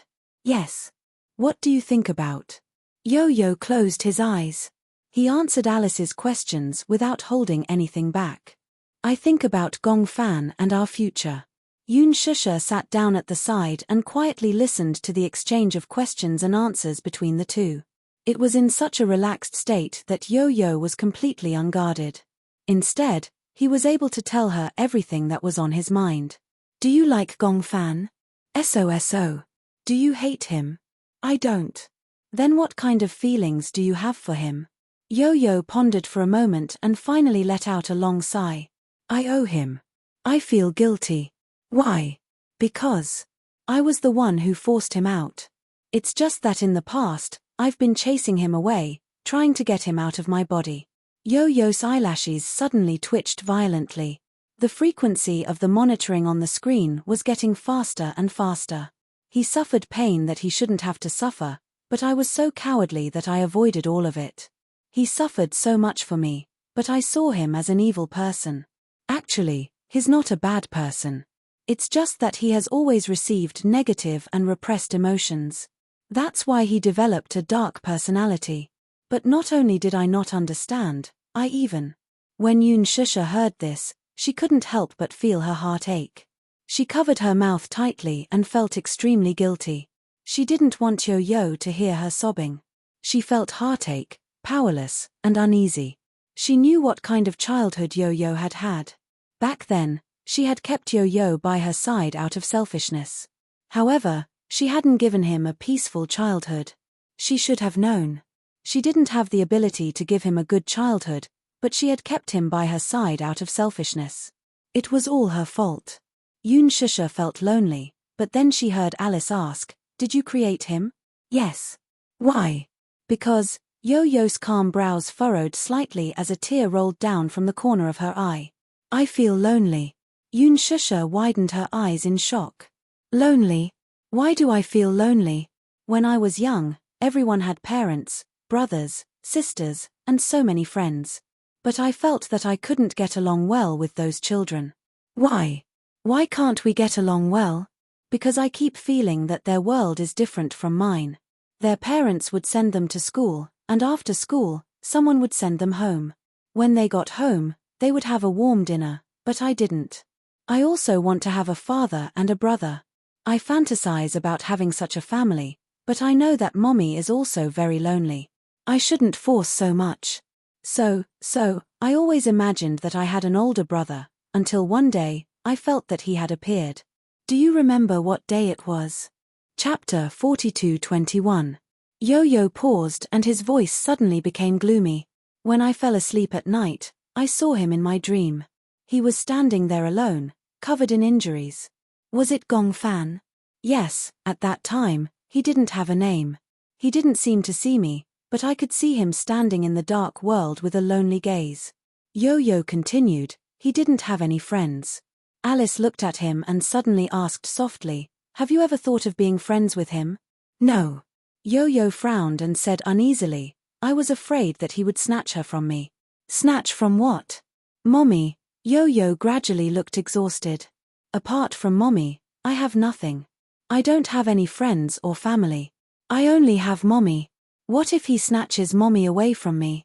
So, at that time, I hoped that he would die. Yo-Yo's voice suddenly became cold. "I hoped that he would never appear in my world again." Alice furrowed her brows and turned to look at Yoon Shusha, only to see that the latter's face was already streaked with tears. "I'm sorry," she prayed in her heart. She didn't expect that his childhood experience would leave Yo-Yo with such a dark world in his heart. But, later on, I didn't want him to die. Yo-Yo was obviously in a difficult situation. He rubbed his eyes and turned over slightly. Alice immediately adjusted the blanket for him. "Why didn't you want him to die?" "Because mommy seems to like him a lot." Yo-Yo said seriously, "I also feel very guilty towards him. If it wasn't for him, I wouldn't have been able to bear the pressure of the darkness. I feel that Gong Fan is a real strong person. He stands in the dark and is so calm. He has suffered so much for me. It would be too cruel for me to chase him away.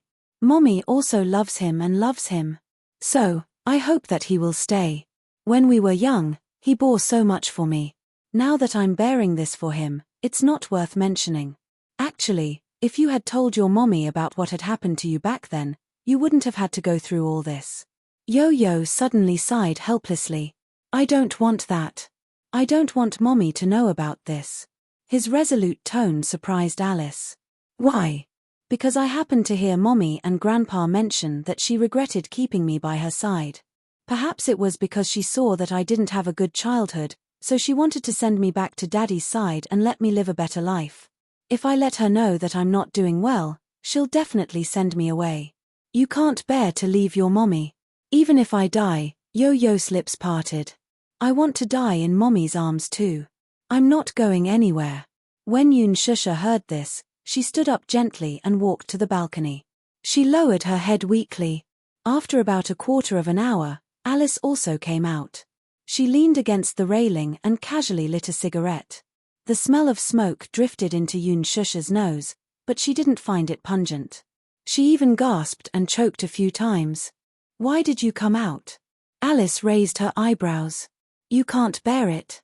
When he said those words just now, what kind of state was he in? Chapter 42:22. Goodness gracious. Yoon Shusha was extremely vexed. What had she done? Yo-Yo was still so young. Why did he have to go through such a cruel experience? "It's all my fault." Yoon Shusha covered her face sadly and said in a daze, "At that time, I shouldn't have kept him by my side out of selfishness. I clearly didn't have the means to give him a wonderful childhood. I shouldn't have brought him back. It's all my fault. It's all my fault." Alice looked at Yoon Shusha's sad expression and felt her heart ache. She didn't have a child, but she could understand this feeling. She imagined that she wanted to give him the best thing in the world. However, the reality was, she didn't have the ability to do so. Alice smiled helplessly and said plainly, "Who said that you didn't give him the best thing in the world?"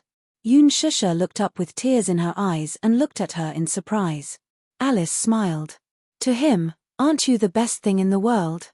Yoon Shusha was stunned. She opened her mouth in surprise. When she came back to her senses, she gently wiped away her tears. When she heard the conversation between Yo-Yo and Alice while he was half awake, she felt heartbroken. However, when she heard what Alice said now, she felt a little conflicted. Don't give him what he thinks is good, and don't blindly put all the blame on yourself. Life is irreversible. Everything can't be overturned. Accept everything calmly. Thank you. Yoon Shusha said, "To think that I was still wary of you. I didn't expect you to be so much more mature than me. If you care too much about someone, you'll naturally be confused." As Alice said this, she flipped through the printed monitoring report and took a drag on her cigarette.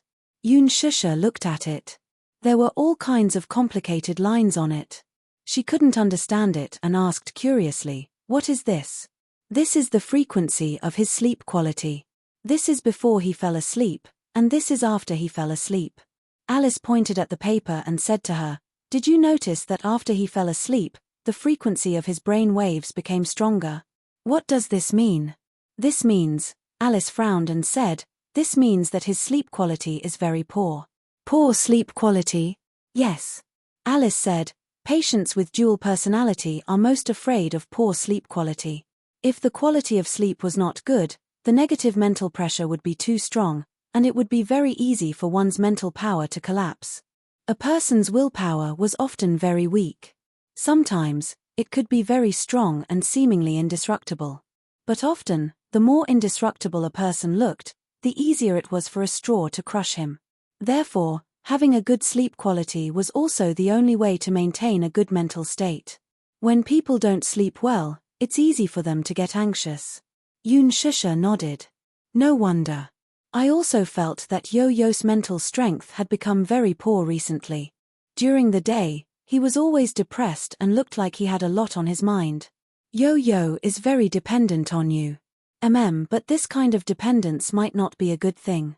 Sooner or later, he will have his own family. If he continues to rely on you like this, it won't be a good thing." Chapter 42-23. Yoon Shusha nodded solemnly. "I know that too. I also feel that he shouldn't rely on me so much. However, Yo-Yo is already much more independent than before. Actually, I can understand the bond between the two of you. After all, for a very long time, at least since he was born, you have always been by his side. Hence, his dependence on you can't be replaced by anyone else. Similarly, your dependence on him can't be replaced by anyone else. But have you ever thought that he can't rely on you for the rest of his life?" Yoon Shusha hummed in acknowledgement. "I understand now. However, the most important thing now is to find out what exactly happened to him. Do you want Gong Fan to come back?" Alice asked seriously. Yoon Shusha didn't answer immediately. Instead, she looked at her hesitantly. Alice sighed. "I can tell that you are very hesitant. On one hand, you can't bear to part with Gong Fan. On the other hand, you don't want to be a burden to Yo-Yo, right?" "Yes." "Yo-Yo only feels guilty towards Gong Fan. What about you? Apart from guilt, is there anything else?" Alice's question made Yoon Shusha fall into a daze. In her mind, she seemed to have already imagined Gong Fan snuggling in her arms and hugging her helplessly. She still remembered that in front of others, he had always been arrogant and unruly. Only in front of her, there was a hint of vulnerability that others couldn't detect. "Mommy, don't ever leave me behind." He was afraid that she would leave him behind. Yoon Shusha understood that the choice was in her hands now. Did Yo-Yo really care that much about Gong Fan? Not necessarily. He probably felt more guilty towards Gong Fan. However, more than that, he was afraid that she would be sad. Yo-Yo probably had many ways to make Gong Fan disappear and send him to the land of exile. Even if Gong Fan was unwilling to leave, if she said, "I don't want you anymore," Gong Fan would definitely leave disheartened. But the most contradictory thing was that she would rather Gong Fan live in her world than in Yo-Yo's. If it were her, she would be willing to bear all the pain. However, if it was Yo-Yo, she couldn't bear to let Yo-Yo carry so much burden. She also had no right to interfere with Yo-Yo's thoughts. If Yo-Yo was unwilling to coexist with Gong Fan, then it would be meaningless for her to force him. Moreover, if she put Yo-Yo in a difficult position, Yo-Yo would be the one to suffer. Thinking of this, Yoon Shusha's heart ached. Her hands fell weakly and she sighed. Forget it, I can't make Gong Fan stay. No matter what, I just want Yo-Yo to be fine. I can't put so much pressure on Yo-Yo because of my own thoughts. If you must force me to make a decision, I'm willing to. Yoon Shusha almost could not go on with her words. She looked up and looked at Alice seriously. Holding back her tears, she choked and said, I'm willing to give up Gong Fan. This sentence was undoubtedly a knife to her heart. But she had no choice. She could not bear to see Yu on the brink of agony. Give up. Yoon Shusha persuaded herself. She thought that Yo-Yo would definitely understand her decision. Chapter 42-24. Can I perform hypnosis on Yo-Yo tomorrow? Hypnosis? She could tell that Yoon Shusha was extremely nervous when she heard the word hypnosis. She looked at her warily. Alice laughed when she saw this. Don't tell me you're thinking that I'm going to hypnotize Yo-Yo and make him lose his memory again. You won't. Yoon Shusha was just too sensitive.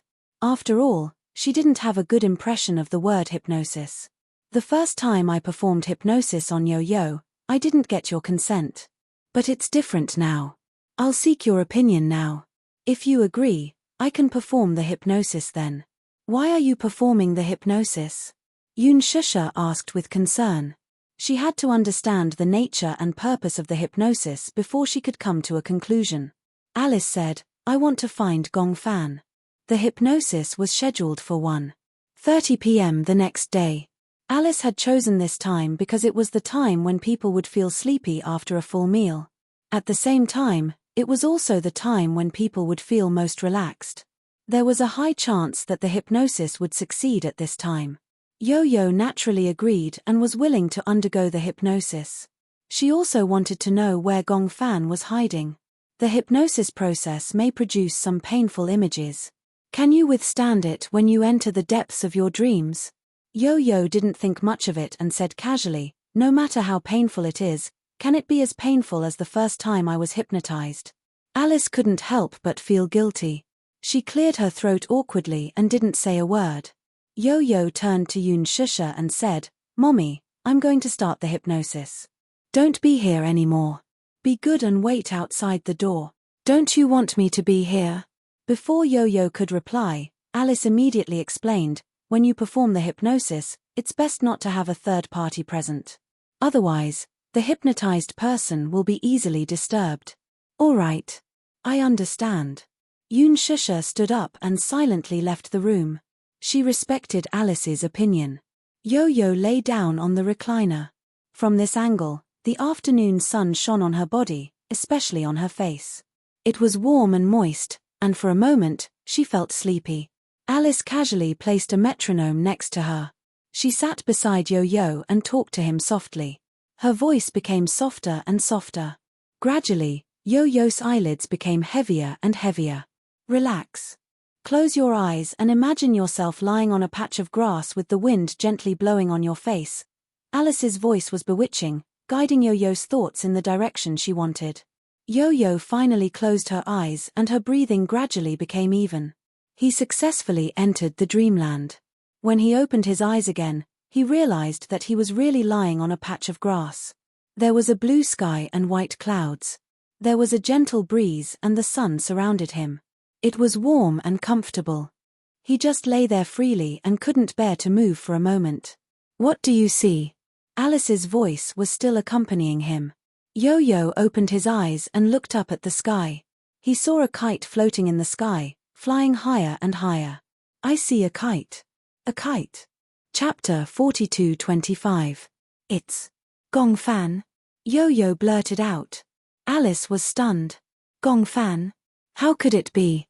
In the dream, Yu Yu was already running toward Gong Fan without a care for anything else. He was standing on the top of the mountain and could see far away.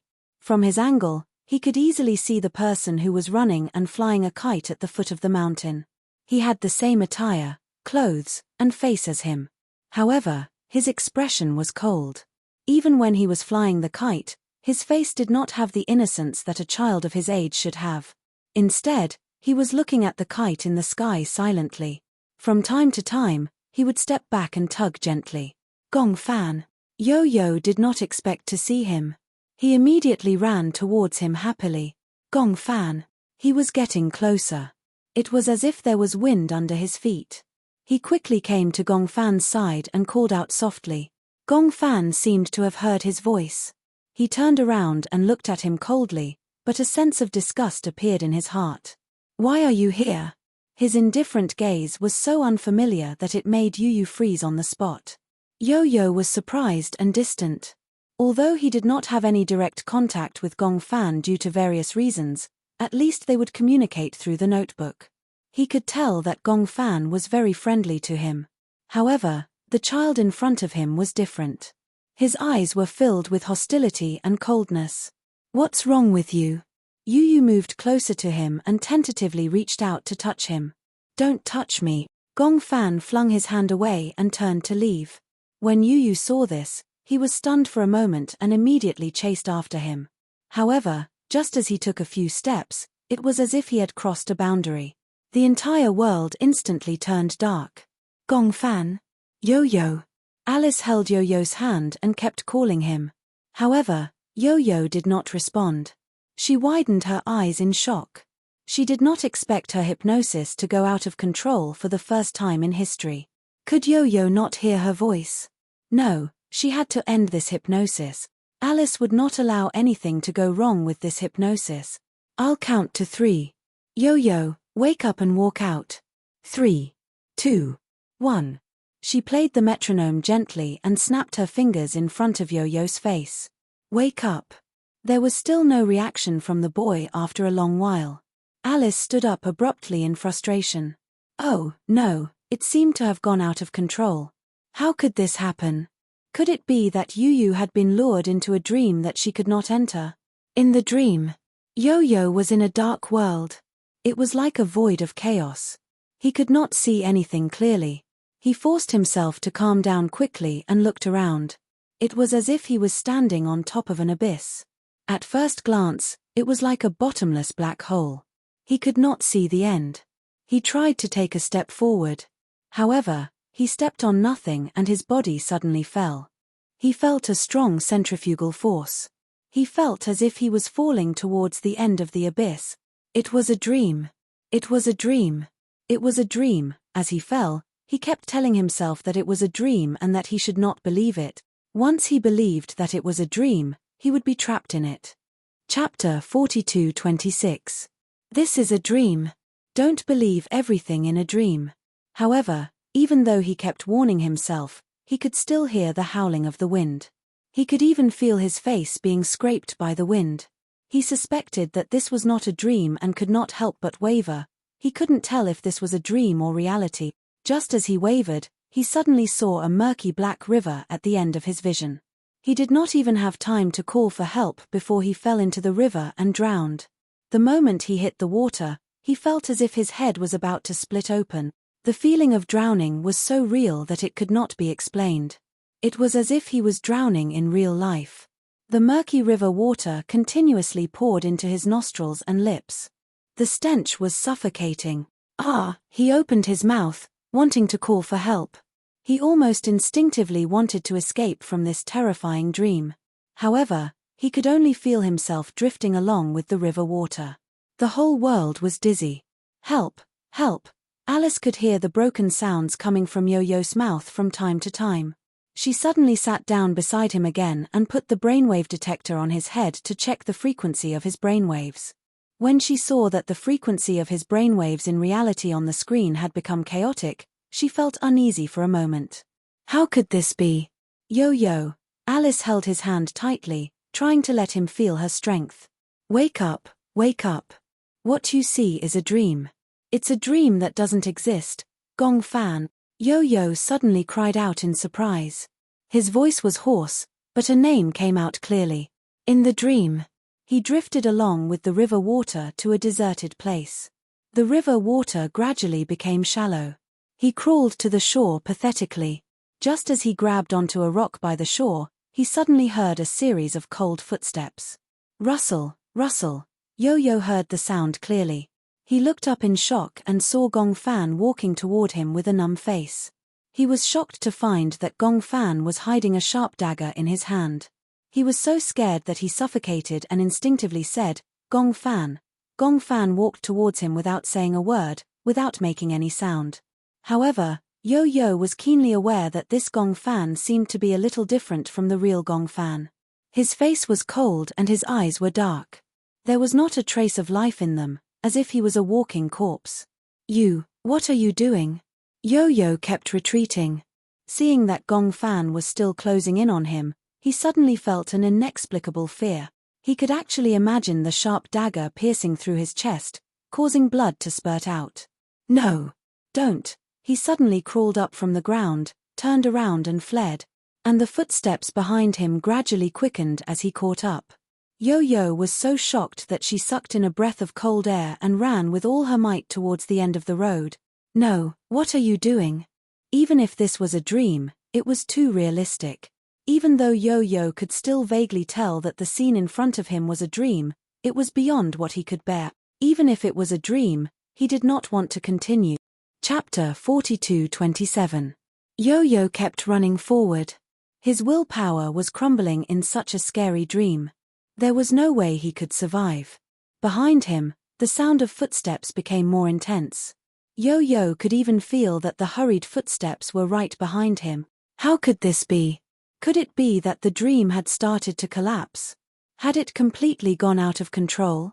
Don't come over. Don't. Yo-Yo kept waving his hands. His face was flushed red because of the suffocation. Shusha, who was outside the door, heard Yo-Yo mumbling uneasily. She opened the door a little and saw Alice frowning and looking at Yo-Yo in fear. She took a step forward and wanted to enter the room. Alice looked up at her and said, "Sure, you can come in, but don't speak." "Okay." Shusha walked into the room and saw Yo-Yo lying on the chair with a red face. Her heart ached and she asked anxiously, "What happened?" "The hypnosis is out of control." "Out of control?" Shusha almost shrieked out loud. She didn't know what it meant to lose control. But looking at Yo-Yo's painful expression, even Alice couldn't imagine how Yo-Yo could break free from the nightmare. "The dream is out of control," Alice said with a serious expression. "This means that I can't control his dream anymore." "What does that mean?" Shusha was confused. She only felt that Yo-Yo was in a terrible situation. She was afraid that Yo-Yo would end up like Gong Fan. She couldn't accept such a blow. Alice gasped. "I suspect that he met Gong Fan in the dream." Yo-Yo felt himself being pinned to the ground by a powerful force.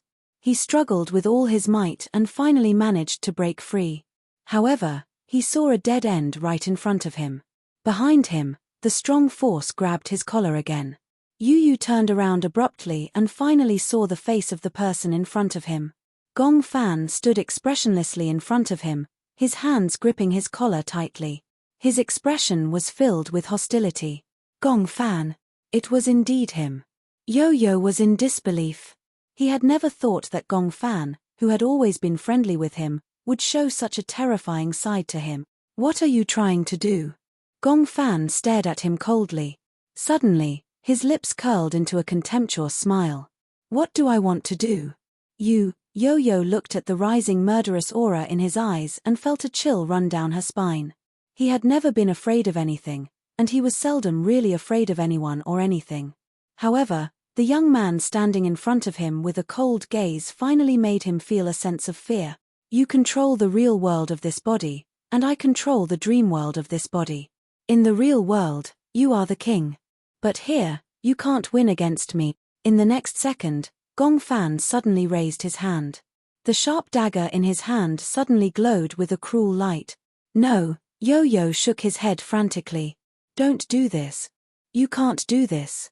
He didn't understand why Gong Fan had become so violent and cruel. This wasn't like him. Chapter 42:28. Phut, you're not allowed to invade my territory. Gong Fan's eyes were red as he ruthlessly stabbed him with the knife. Even though it was a dream, the pain of having his chest pierced through was still heart-wrenching. It was so real that it could not be explained. Yo-Yo was in so much pain that he frowned and almost couldn't speak.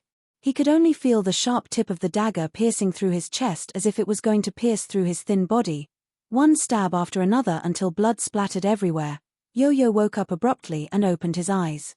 He took in a deep breath of cold air until his blurry vision gradually cleared up. He finally saw clearly. At that moment, he was lying on the bed with the ceiling light hanging above his head. Mu Yaja and Yun Shusha were standing nervously in front of the bed. Alice was staring at him intently. She was drenched in cold sweat because of his repeated screams. Yo-Yo looked out of the window. It was already dusk. He fell asleep and unknowingly struggled in his dream for an entire afternoon. Even though he had slept, this dream made him even more exhausted. He leaned against the head of the bed weakly and his body was already drenched in cold sweat. Xiao Chen sat by the bed and looked at his pale face. Her heart ached and she felt uneasy. Yo-Yo was extremely tired. That dream was so real that he was still in a daze when he woke up. He recalled Gong Fan's ruthless and cold face in the dream and couldn't help but tremble. Yun Shusha glanced at Alice. Seeing that Alice had acquiesced, she immediately walked up to Yo-Yo and hugged him tightly. Yo-Yo, did you have a nightmare?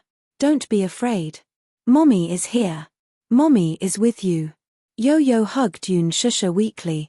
He finally broke down and tears rolled down his face. Yun Shusha rarely saw him cry. When she saw his tears, she was even more helpless. What happened? Mommy. Gong Fan. Gong Fan, Yo-Yo pursed her lips and said with difficulty, he wants to kill me. Yun Shusha let out a short and her eyes widened in shock. Alice immediately stepped forward and asked anxiously, what did you dream of? Do you remember? Yo-Yo refused to say anything. He buried his face in Yun Shusha's arms and shook his head. Don't ask. I don't want to say anything. Seeing this, Alice gave up. She turned around and said to Mu Yaja and Xiao Chen, Shusha is here to keep them company. Let's go out first. Let him calm down first. Xiao Chen pouted and said, I also want to stay and keep Yo-Yo company. Yun Shusha turned around and coaxed him gently, Chen, be good. Go out first. It's fine with Mommy here. Okay, then. Mommy will keep Yo-Yo company. Xiao Chen was very obedient. With Yun Shusha's words, he obediently left the room with Mu Yaja. Although Mu Yaja did not say anything and was not good at expressing concern verbally, Yun Shusha could tell from his eyes that he was very worried. She smiled and said, It's okay. I'll take good care of him. Don't worry too much. Okay. Mu Yaja did not say anything else and left the room with Xiao Chen. Soon, only Yun Shusha and Yo-Yo were left in the room. After a long time, Yun Shusha finally could not hold back and asked worriedly, What did you mean by what you said just now? Chapter 42:29. Yo-Yo, you can tell Mommy what you dreamed of. Mommy will keep it a secret and won't tell anyone. After her repeated coaxing, Yo-Yo finally raised his head. She saw that his eyes were unbelievably red. He was crying. Yo-Yo had always been like a little adult. He was mature, rational, and responsible. It was rare to see him cry. Seeing him cry, Yun Shusha's heart ached even more. She hugged him tightly and said helplessly, It's okay if you don't want to talk about it. Mommy is just too worried about you. He wanted to kill me, Yun Shusha was secretly shocked, but on the surface, she maintained a calm expression. Gong Fan, I dreamed that he was chasing me with a knife. Then, he pressed me against the wall and stabbed me in the heart. Yo-Yo recounted in a trembling voice. Even though he didn't add too much detail, just imagining that scene made him shudder uncontrollably. Yun Shusha found it hard to believe. However, since he said that it was a dream, she comforted him and said, You said it was a dream. A dream is a dream. Don't take it seriously. I kept thinking that just now. Yo-Yo sniffed. His voice was still broken. But I still feel very scared. I keep feeling that although it was a dream, it was so real. I'm so tired, but I don't dare to sleep. I'm afraid that if I fall asleep, I'll have that dream again. Mommy, you said that the person who stabbed me with a knife, was it really Gong Fan? You said it was a dream. A dream is a dream. Reality is reality. You can't mix the two together. Since it's a dream and you're awake, forget everything in the dream. But, Mommy, my sixth sense tells me that that person was Gong Fan. He really wanted to kill me in the dream. When Yun Shusha heard this, she couldn't help but hug him tightly. How can you kill someone in a dream? Even if a person dies 1,000 times in a dream, he won't die. But, Yo-Yo was still feeling conflicted. That feeling was worse than death. Mommy, that dream felt so real. No matter how much I told myself that it was just a dream and that I shouldn't believe it so easily, I felt so tired after having such a dream. Even breathing felt exhausting. When Yun Shusha heard this, she felt as if a knife was being twisted in her heart. It was so painful that she almost couldn't breathe normally. She gently kissed Yo-Yo's forehead and said to him, Yo-Yo, you have to be well. Mommy really doesn't know what to do. In front of him, Yun Shusha felt a deep sense of powerlessness. She wanted to protect him, but she didn't know how. Ever since Yo-Yo was born, her life had never been peaceful. Ever since he was born, he had been in poor health. Then, he found out about his dual personality. Yun Shusha couldn't imagine how painful Yo-Yo's life was. However, what really made her heart ache was that Yo-Yo would rather bear such pain than let her know and make her worry.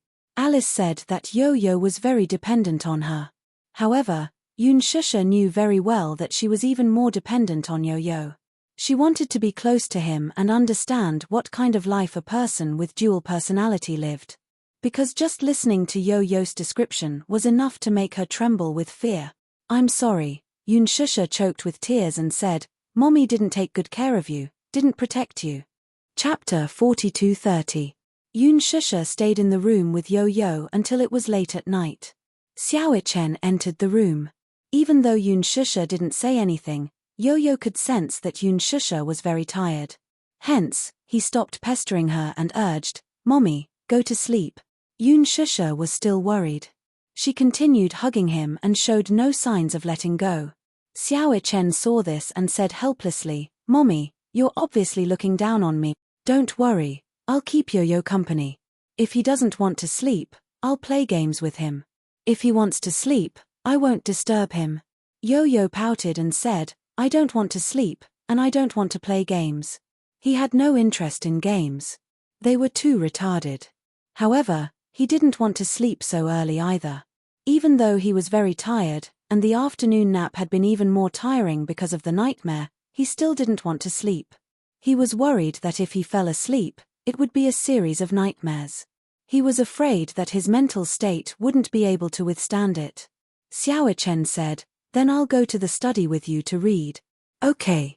Yo-Yo said to Yun Shusha, Mommy, go to sleep. If you don't rest well, how can you take care of me? Don't worry, I'll be fine.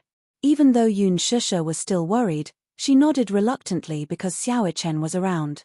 Moreover, she was also tired. Hence, she stood up and reminded Xiao Chen to take good care of Yo-Yo. Then, she reluctantly returned to her room. After Yun Shusha left, Yo-Yo didn't go to the study. Instead, he lay down on the bed and stared at the ceiling without saying anything. Xiao Chen saw that he was lying down and asked curiously, You look very tired. Your eyes are red. Aren't you going to sleep? I don't want to sleep. Afraid of nightmares? Xiao Chen smiled. I often have nightmares too, but no matter how realistic they are, they can't be real. I think it's probably because you're under too much pressure. That's why you're having nightmares with such strong negative energy. Yo-Yo turned to look at him. She furrowed her brows and looked a little anxious. Do you really understand what it's like to have a nightmare? Xiao Chen was stunned. If it's possible, I don't want to have such a scary dream anymore. Yo-Yo closed her eyes and opened them weakly. Because he didn't sleep well, his mind was in a trance. Once a person didn't have a good sleep, they would become abnormally anxious. Even someone as gentle as Yo-Yo was a little impatient. She slammed the pillow on the bed onto the cupboard. Xiao Chen was shocked by her sudden action, but he didn't dare to say anything. He was afraid that if he said something careless, it would make Yo-Yo even more anxious. Hence, he obediently kept quiet. Yo-Yo's temper gradually went out of control. He flipped over, grabbed all the blankets, and wrapped them around his body. His entire body was covered by the blankets. Xiao Chen looked at him helplessly but didn't say anything. Instead, he walked over to the cupboard and took out another blanket. He didn't dare to disturb Yo-Yo. Carefully, he laid the blanket on the bed. Then, he climbed onto it and curled up pitifully. Noticing the cautious movements beside him, Yu lifted the blanket to take a look, only to see his older brother's uneasy look. No matter how angry he was, he could not help but be amused. Chapter 42:31. Xiao Chen glanced at him and thought to himself, isn't that the case? In any case, he felt that his status in the family was rather low. If anyone bullied him, he could only silently suffer. Other than his father, he could only argue with them. Whether it was Yun Shusha, Yo-Yo, Yu Yaro, or Lisa, he was the second oldest man in the family after his father. As the second oldest man in the family, of course, he had to be more magnanimous. Especially when it came to Yo-Yo and Yu Yaro, he had to be more lenient. For some reason, when Yo-Yo saw Xiao Chen looking at him innocently, he broke into laughter. Brother, do I always bully you? I feel like you've become a punching bag. When Xiao Chen heard this, his eyelids twitched. Yo-Yo's tone suddenly became gentle, and he was momentarily stunned. Okay. I won't bully you anymore. Otherwise, you'll always think that I'm bullying you. Xiao Chen pursed his lips and said in an old-fashioned manner, well, I'm your older brother. Also, when you were in Mommy's stomach, I was always fighting with you for nutrients. When you were born, your body was already weak. The more he spoke, the lower his voice became. Other people might not be able to understand Xiao Chen's feelings. He vaguely realized that Yo-Yo's poor health might have something to do with him. When he was in Yun Shusha's stomach, he must have been the most domineering one, fighting with his twin brother for nutrients. Therefore, he felt an indescribable sense of guilt towards Yo-Yo. If it wasn't for him, Yo-Yo might have been very healthy. At the very least, he wouldn't have wasted his childhood in the hospital. He could have been like other children, flying kites outside every day and playing with other children. He wouldn't have had to watch helplessly. Xiao Chen suddenly recalled, I remember playing a horror game in the past. The main characters in the game were a pair of twin sisters. Twin sisters? Yeah. According to the ancient customs of many countries, the firstborn twin is considered the younger brother or sister, and the last-born twin is the elder brother or sister. Oh. Why does it say that? Xiao Chen said, I read a report saying that medical science believes that the firstborn twin should be the younger brother or sister. Since the second twin is born in the womb, it means that they develop earlier.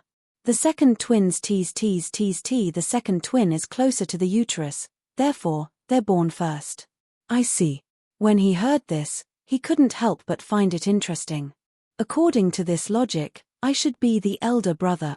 Yu stroked his chin and came to this conclusion with a straight face. In that game, it's the same.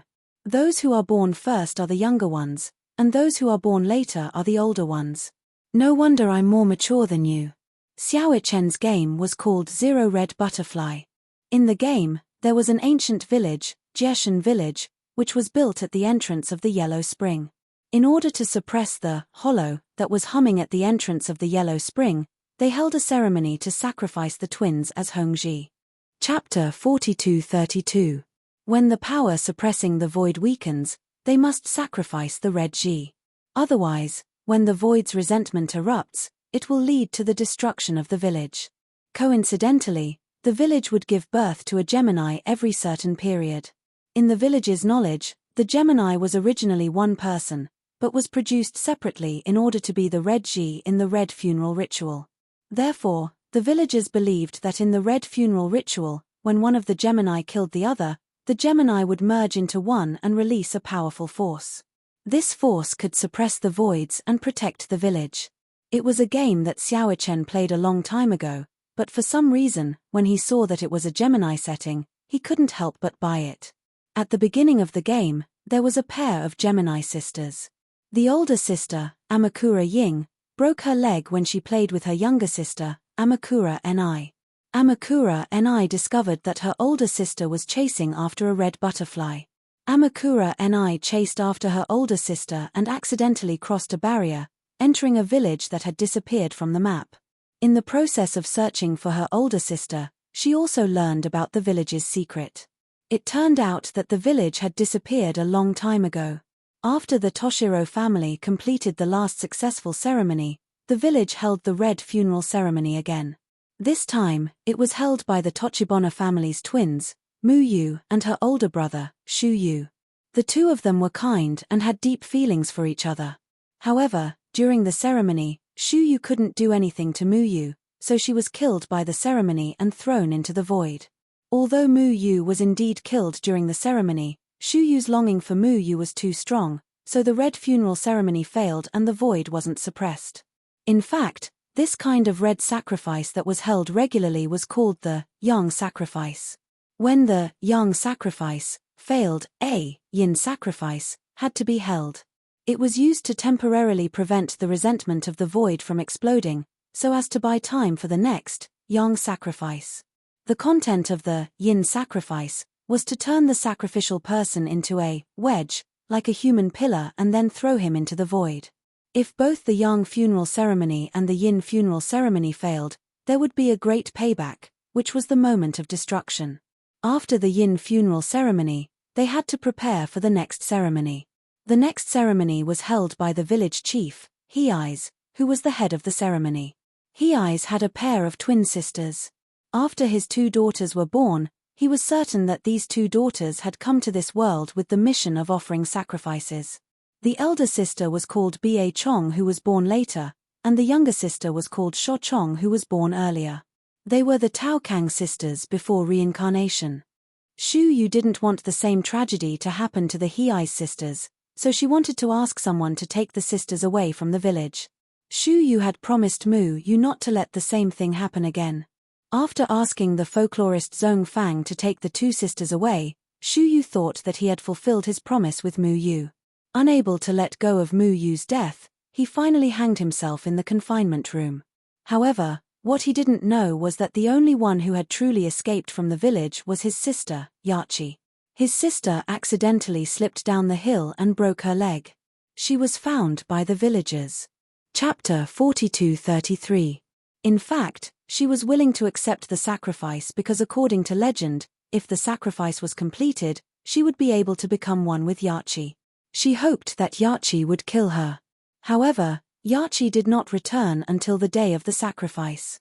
On the day of the sacrificial ceremony, due to the lack of a Gemini witch, the despairing Shozhong was hung with a rope and thrown into the void. However, there was no room for mistakes in the ceremony. The one who killed Shozhong was not Yachi Zhong, but it still could not prevent the resentment in the void from erupting. Thus, a mistake in the ceremony led to the opening of the void, resulting in the moment of disaster. Thus, Shozhong descended with resentment and hatred, killing the surviving villagers one by one. As he watched the villagers die, he laughed wildly. On the way out of the village, Yachi looked for food. By the time he returned, the village had already disappeared. Due to the seal of the void being completely removed, the resentful spirits in the destroyed village overflowed from the void. Once people breathed in the miasma, they would see the yellow springs and go crazy until they died. The village that was surrounded by Shu had a dark night that no one could escape. From the outside, the village looked like a forest surrounded by fog. However, once someone was lured in, they would never return. Thus, it was called the village that disappeared from the map. One day, many years later, the Tao Kang sisters, who had not returned for many years, came to the forest that they had not been in for a long time. Due to their strong spiritual perception, they encountered Cocoon, who was similar to Shozhong's sister. They were lured to the village that disappeared from the map. The worried sister, Shu, chased after them. The sister was the reincarnation of the previous life sister, Shozhong. She was lured back to the village. In the ending of the game, Tao Kang Ni replaced Yachi in the previous life and completed the sacrifice, killing the sister.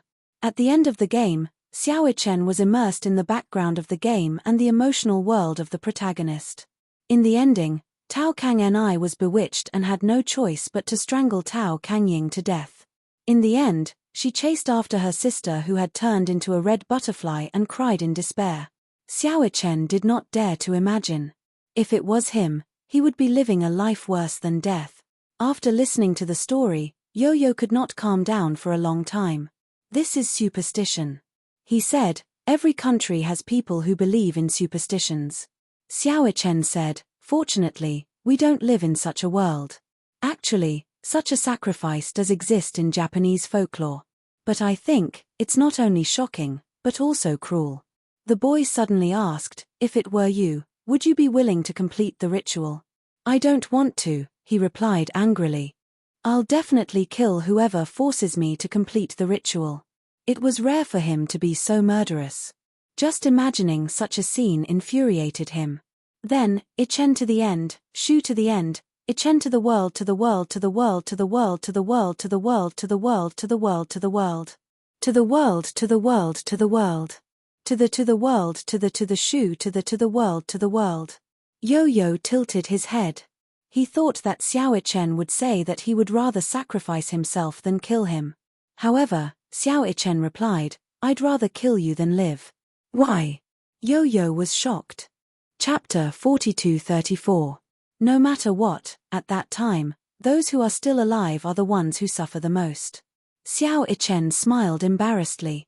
If you're dead, you won't feel any pain, right? Those who are still alive are the ones who bear the most pain. Yo-Yo was stunned. After a while, he sighed and said, I didn't expect you to be so much more mature than I thought. Indeed, those who were still alive were the ones who suffered the most. At that time, there was no strong contrast between life and death. What was truly intense was pain and relief. Those who were dead were the ones who were relieved. Those who were still alive were destined to bear the burden of longing, guilt, pain, and torture. Some lives were worse than death. Why are you thinking about such heavy things? Xiao Chen mumbled with a strange expression on his face. We're not really going to hold that kind of ceremony. Is there really telepathy between Geminis? I don't know. At least, I do. When Yo-Yo heard this, he couldn't help but be curious. What exactly is telepathy like? It's like being able to feel your pain, your joy, and when you're unhappy, I'll always be the first to know. When you're happy, I'm probably happier than you are. Xiao Chen paused for a moment and said, I didn't believe in telepathy in the past. It wasn't until this magical thing happened to me that I started to believe in it. When I was young, I often had angina for no reason. I didn't know why. I had asked so many doctors, but they couldn't find a reason. No one knew why I had angina for no reason when my body was fine. At that time, Daddy was worried that I had a heart problem and kept an eye out for information on heart disease. Actually, my heart is fine. Is it because? It's because I can feel your pain. Xiao Chen continued, when I was studying, I knew a teacher who had a twin brother. However, his brother passed away when he was in high school. I once asked him if there was really telepathy between Geminis. He suddenly shed tears right in front of me. Why? That teacher told me about what happened in high school. At that time, he was rebellious and quarreled with his parents.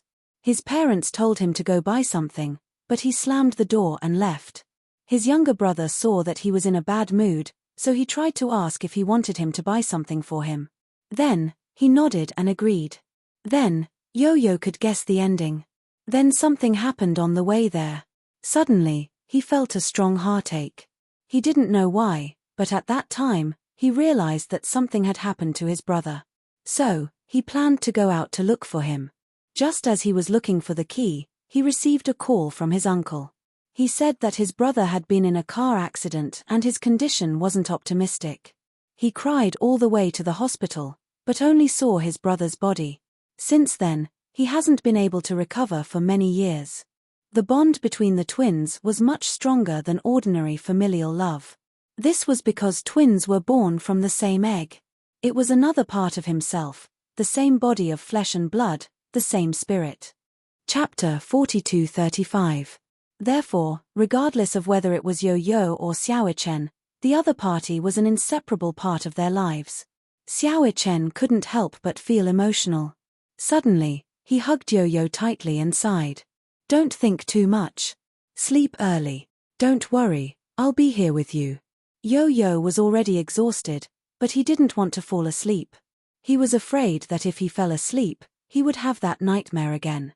Xiao Chen gently patted his back and sighed. Don't think too much. You can't stay awake forever. Yo-Yo, trust me. If anyone dares to hurt you, I definitely won't let them off. With his words, Yo-Yo felt an inexplicable sense of confidence. He responded with an and gently closed his eyes. When the first ray of sunlight shone through the window, Xiao Chen opened his eyes slightly. However, he saw that the side of the bed was already empty. Yo-Yo. Where did she go? Why did she wake up so early? Xiao Chen muttered to himself. He flipped over and got out of bed. When he walked out of the room, he didn't know why, even though it was a familiar scene, the familiar furnishings gave him a strange feeling. Yo-Yo. He tried to call out, but there was no response. Mommy. Daddy. Xiao Chen walked over and pushed open the door. The huge villa was cold and desolate. There wasn't a single trace of life in it. What's going on? Xiao Chen became even more suspicious. Where did everyone go? He hurriedly ran to Yueyao's room. As he shouted Yueyao's name, he pushed open the door to Yueyao's room. However, he couldn't help but look at the empty bedroom. The lonely crib was still there. On the bed were the handmade wind chimes that Yun Shusha had specially made for Yuyao. When the morning breeze blew in, the wind chimes fluttered. However, in this dead silent room, there was a sense of desolation. Yuyao, Xiao Chen felt an inexplicable sense of uneasiness. He didn't know why, but he had a bad premonition. Suddenly, there was the sound of hurried footsteps outside the door. Xiao Chen caught the subtle movement and pushed the door open. As he walked out of the door, he smelled a faint smell of blood. He frowned slightly, and his heart suddenly started racing. Yo-Yo. He called out again, but he heard a sudden sound from the kitchen. Dida, dida. There seemed to be the sound of water dripping on the floor. He slowly walked to the kitchen door, only to see Yu standing there alone. Yo-Yo's stiff back made him feel like a stranger for a moment. He had just opened his mouth when Yo-Yo's right hand suddenly loosened. Then, a fruit knife stained with blood fell to the ground. Ah, little Chen almost cried out in surprise. Yu turned around expressionlessly and looked at him coldly, his lips curving into an icy arc. If I can't have it, no one can have it. What are you doing? Xiao Chen was instantly alerted. You're not Yo-Yo. Yo-Yo sneered and walked towards him. Sooner or later, this body will belong to me. When that time comes, Mommy will be mine. This house will be mine too. I don't want to lie in that cold world anymore. Chapter 42:36. Xiao Chen was so shocked that he took several steps back. He clenched his fists and looked down at Xiao Chen's wrist that was stained red with blood. Your hand. Xiao Chen furrowed his brows tightly as a wave of anger surged in his heart. He rushed over anxiously and grabbed Xiao Chen's collar. Gritting his teeth, he said, "This isn't your body. You don't have the right to touch it." Oh. Does your heart ache for it? Yo-Yo raised his eyebrows and looked at Xiao Chen up and down. His gaze was cold as ice. Then what right do you have to interfere in the matters between me and him? Who says that this body doesn't belong to me? Look, I can control it as I wish. As he said this, he grabbed Xiao Chen's wrist. I can do whatever I want. No one can interfere with me. Since I'm destined not to have it, I'd rather destroy it than leave me behind. Yo-Yo pushed Xiao Chen away forcefully with both hands. Xiao Chen didn't know where Xiao Chen got his strength from, but he slammed hard against the wall and fell to the ground in a sorry state. He was about to get up when he saw a hand sticking out of the unlatched cupboard door. He widened his eyes in shock and reached out to touch it gently. He recognized the diamond ring on the ring finger of that hand. It was Yun Shusha's hand. Her hand came out of the cupboard weakly without a trace of life. Xiao Chen looked at Yo-Yo in disbelief and then looked at Yun Shusha. He swallowed hard and opened the cupboard door, only to see Yoon Shusha's cold body curled up in the cupboard. Little Chen let out a yelp and sat up in bed abruptly. The action of straightening his body pulled him back to reality from the nightmare. Xiao Chen opened his eyes and saw the world in front of him clearly. It was a familiar bedroom, familiar furnishings, and familiar windowsill. The sunlight shone in from the window and finally made his body, which was covered in cold sweat, feel a trace of warmth. However, he could no longer distinguish whether what was in front of him was a dream or a dream within a dream.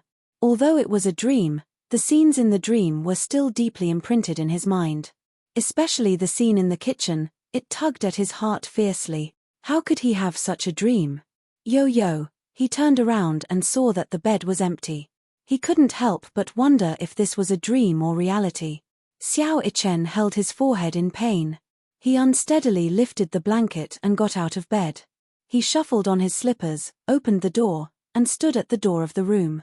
He was still in a daze. He finally understood how torturous a deep nightmare could be. Just by recalling the scene in the dream, he didn't dare to imagine what would have happened if he hadn't woken up. Xiao Ichen leaned against the wall in pain. He finally understood why Yo-Yo didn't want to sleep even though she was so tired last night. Nightmares were really tiring. Even though he had slept for an entire night, he still felt extremely tired. It was probably because of the dream that his brain wasn't in a state of rest. That was why he felt this way. But why would he have such a dream? It was for no reason. He had always had a good sleep and never had such a dream. Could it be? Was it because of telepathy? Chapter 42:37. Could it be? Was it because of telepathy? Could it be? Gong Fan really wanted to betray Yo-Yo and invade Yo-Yo's body. Did he have such a dream because of telepathy? Xiao Ichen was full of doubts. That was because the dream just now was simply too realistic. Xiao Ichen clenched his fists in anger. However, if Gong Fan really dared to hurt Yo-Yo, he would never allow it to happen. Xiao Ichen walked out of the room and into the living room. He saw Yo-Yo sitting on the sofa with a cold expression. At that moment, Xiao Ichen recognized that this person was not Yo-Yo, but Gong Fan, who had disappeared for a long time. He could now easily tell the difference between Yo-Yo and Gong Fan. Why was it him? If it were not for the dream last night, little Chen would definitely be overjoyed by Gong Fan's appearance. However, when he thought about the dream last night, his feelings toward Gong Fan's appearance became complicated all of a sudden. Gong Fan. When Gong Fan heard this, he turned to look at Xiao Chen. However, there wasn't much emotion in his eyes. "You're awake." Little Chen hummed in response uncomfortably. He sat down next to his older brother, but he was wary of keeping a distance from him. "Why are you up so early?" When Gong Fan heard this, he took a sip of milk and said calmly, "I wanted to get some sun." Perhaps it was because he had been asleep for too long that Gong Fan didn't want to waste time sleeping. Hence, he got up early in the morning. In the living room, sunlight shone in and landed on his body. It was as if he was covered in a layer of gold. Xiao Chen's eyes met his briefly. While he was in a daze, he suddenly heard the sound of water splashing from the kitchen. For some reason, Xiao Chen thought of the dream. He stood up nervously and hurried to the kitchen. "Mommy." He rushed to the kitchen door and saw Yoon Shusha preparing breakfast in front of the kitchen counter. She jumped in fright when she heard Xiao Chen's voice. She turned around to look at the door, only to see Xiao Chen heave a sigh of relief when he saw that she was only washing the cups. He was scared to death. What happened? Yoon Shusha was a little nervous, thinking that something had happened. What's wrong?" "Oh, no, nothing."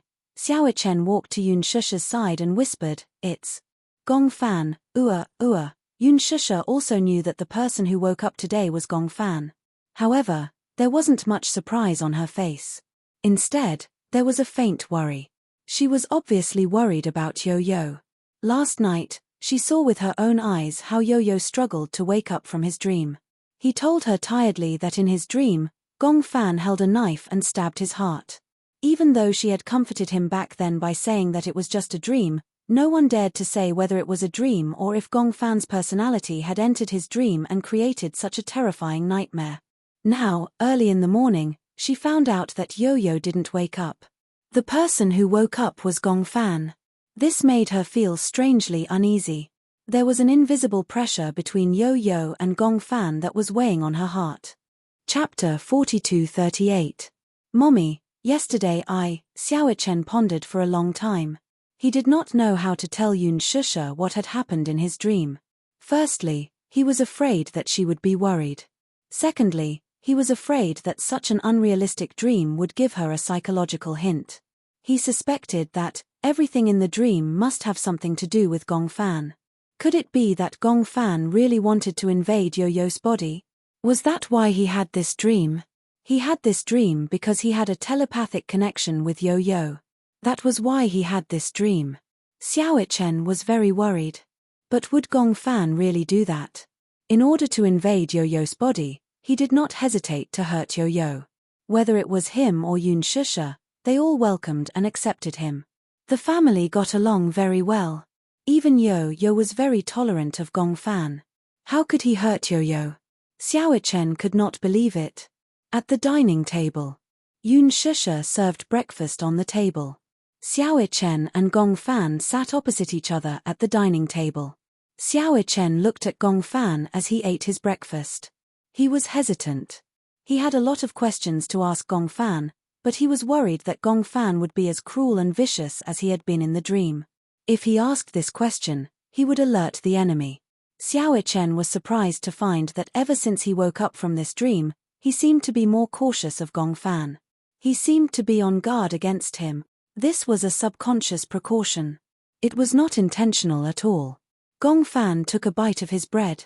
When he saw that Xiao Chen seemed to have a lot on his mind, he raised his eyebrows and asked, "What's wrong?" Oh, nothing." Xiao Chen shook his head and picked up 2 slices of bread. He smeared a layer of blueberry jam on it and put it into his mouth absent-mindedly. "You don't seem to have slept well." Gong Fan's casual words made Xiao Chen's heart skip a beat. No. But I feel that you're not in good spirits." It was not deliberate concern. Although Gong Fan's tone was not that warm, one could tell that he cared. He noticed that Xiao Chen looked a little pale. He had a feeling that Xiao Chen did not have a good rest today. He looked a little tired, and his complexion was a little worse. Little Chen touched his cheek and gave a perfunctory reply. "Maybe it's because I had a nightmare." Nightmare? However, Gong Fan did not think so. Xiao Chen was so carefree.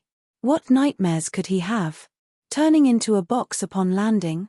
Xiao Chen replied, "I haven't played PUBG recently. I remember that you were addicted to this game. For a period of time, you would eat chicken during the day, chicken at night, and even in your dreams." Gong Fan paused, took a sip of milk, and teased, "Did you dream that you were being chased by someone with a frying pan?" Ahem. Gong Fan was actually in the mood to joke with him. Xiao Chen felt a little more relaxed. He thought that a dream was just a dream. There was no need for him to take it too seriously. It was just a dream, but it had extended to other aspect. Yo-Yo was his younger brother. Similarly, Gong Fan was also his younger brother. How could he not trust Gong Fan and suspect that he wanted to hurt Yo-Yo? It was just a dream. Xiao Chen deliberately ignored everything that happened in the dream. Chapter 42:39. Xiao Chen was distracted, and Gong Fan was obviously in a daze as well. He kept using the knife and fork to rub the egg yolk on the plate, as if he was thinking about something.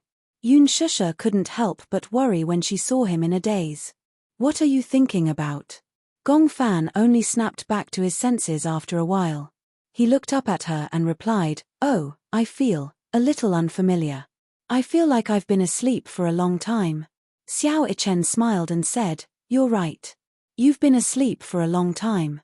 Gong Fan frowned. Yun Shusha asked tentatively, "Do you remember where you were before you fell asleep?" Gong Fan recalled for a moment and looked up. "In Mommy's arms." "Hey, you still remember?" "Yeah, I remember that Yo-Yo promised someone to make a dessert table. In the end, I was muddle-headed that day and suddenly fainted. Do you feel that something's wrong? Why did you suddenly faint for no reason?" Yun Shusha asked deliberately, trying to get some clues from Gong Fan. Gong Fan listened and tried to recall his memories. However, No matter how he tried, he was indeed missing a part of his memory from that day. I can't remember clearly. I see. Yoon Shusha couldn't hide the disappointment in her eyes, but she hid it very well. Gong Fan obviously noticed the disappointment in her eyes and asked worriedly, "What's wrong? Did something happen that day?" "Nothing." Yoon Shusha sat down and smiled. "Let's eat. Let's finish eating early and go for a walk outside, okay?" "Okay." Gong Fan's expression instantly relaxed. He enjoyed the time he spent with Yoon Shusha the most, and he felt that the whole world was peaceful and blissful. Xiao Chen still looked troubled. He had an exhausting nightmare last night, and even after waking up for a long time, he still couldn't get over it. In the backyard, Hua Jin stood by the swing and quietly looked at Natalia, who was sitting on the swing and playing by herself. Time was quiet and leisurely. "Can't you push me?" Natalia suddenly asked him for help. Hua Jin smiled and asked half-jokingly, "Why?" "I wanted to push you, but you said you wanted to do it yourself. I want to swing higher, but after swinging for a long time, I can't get any higher." Hua Jin helplessly circled behind her and gave her a gentle push. "How about this height? If it's too high, what if we fly out?" Natalia shook her head like a rattle drum. No, I want to go higher." "Don't worry. I'll hold on tight." When Hua Jin heard this, he was also helpless, so he repeatedly reminded him, "You must hold on tight, otherwise, you will definitely fall and become stupid." "Yes." Natalia nodded and held the rope. Hua Jin gave it a little push, and the swing swung high. "Wow." Natalia squinted her eyes and smiled excitedly. After the swing swung high, it gradually slowed down. After experiencing the excitement, Natalia settled down and sat on the swing, allowing the gentle breeze to caress her face. "When is Daddy coming back?" She abruptly blurted out this sentence. When Hua Jin heard this, he was stunned. He raised his eyebrows and asked, "Why? Do you miss Daddy?" "Yeah." Chapter 4240. "Didn't you just video call him a few days ago?" Hua Jin said again, "Daddy is so busy, he might not have time to come back. Why don't you call him and ask when he will come back?" Natalia's eyes were wide open, and she looked expectant. Hua Jin didn't want to disappoint her, so he walked to the side and took out his phone. He looked at Gong Jie's FaceTime, hesitated for a moment, and finally dialed. Hurricane Group. Gong Jie put on a windbreaker and walked into the maintenance hall. He looked at the huge monster parked on the tarmac, an armed helicopter. This was his personal vehicle. Armed helicopters were equipped with weapons and developed for the purpose of carrying out combat missions.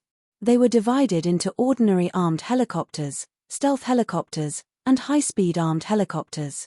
Armed helicopters could be divided into two major categories, special purpose and multi-purpose.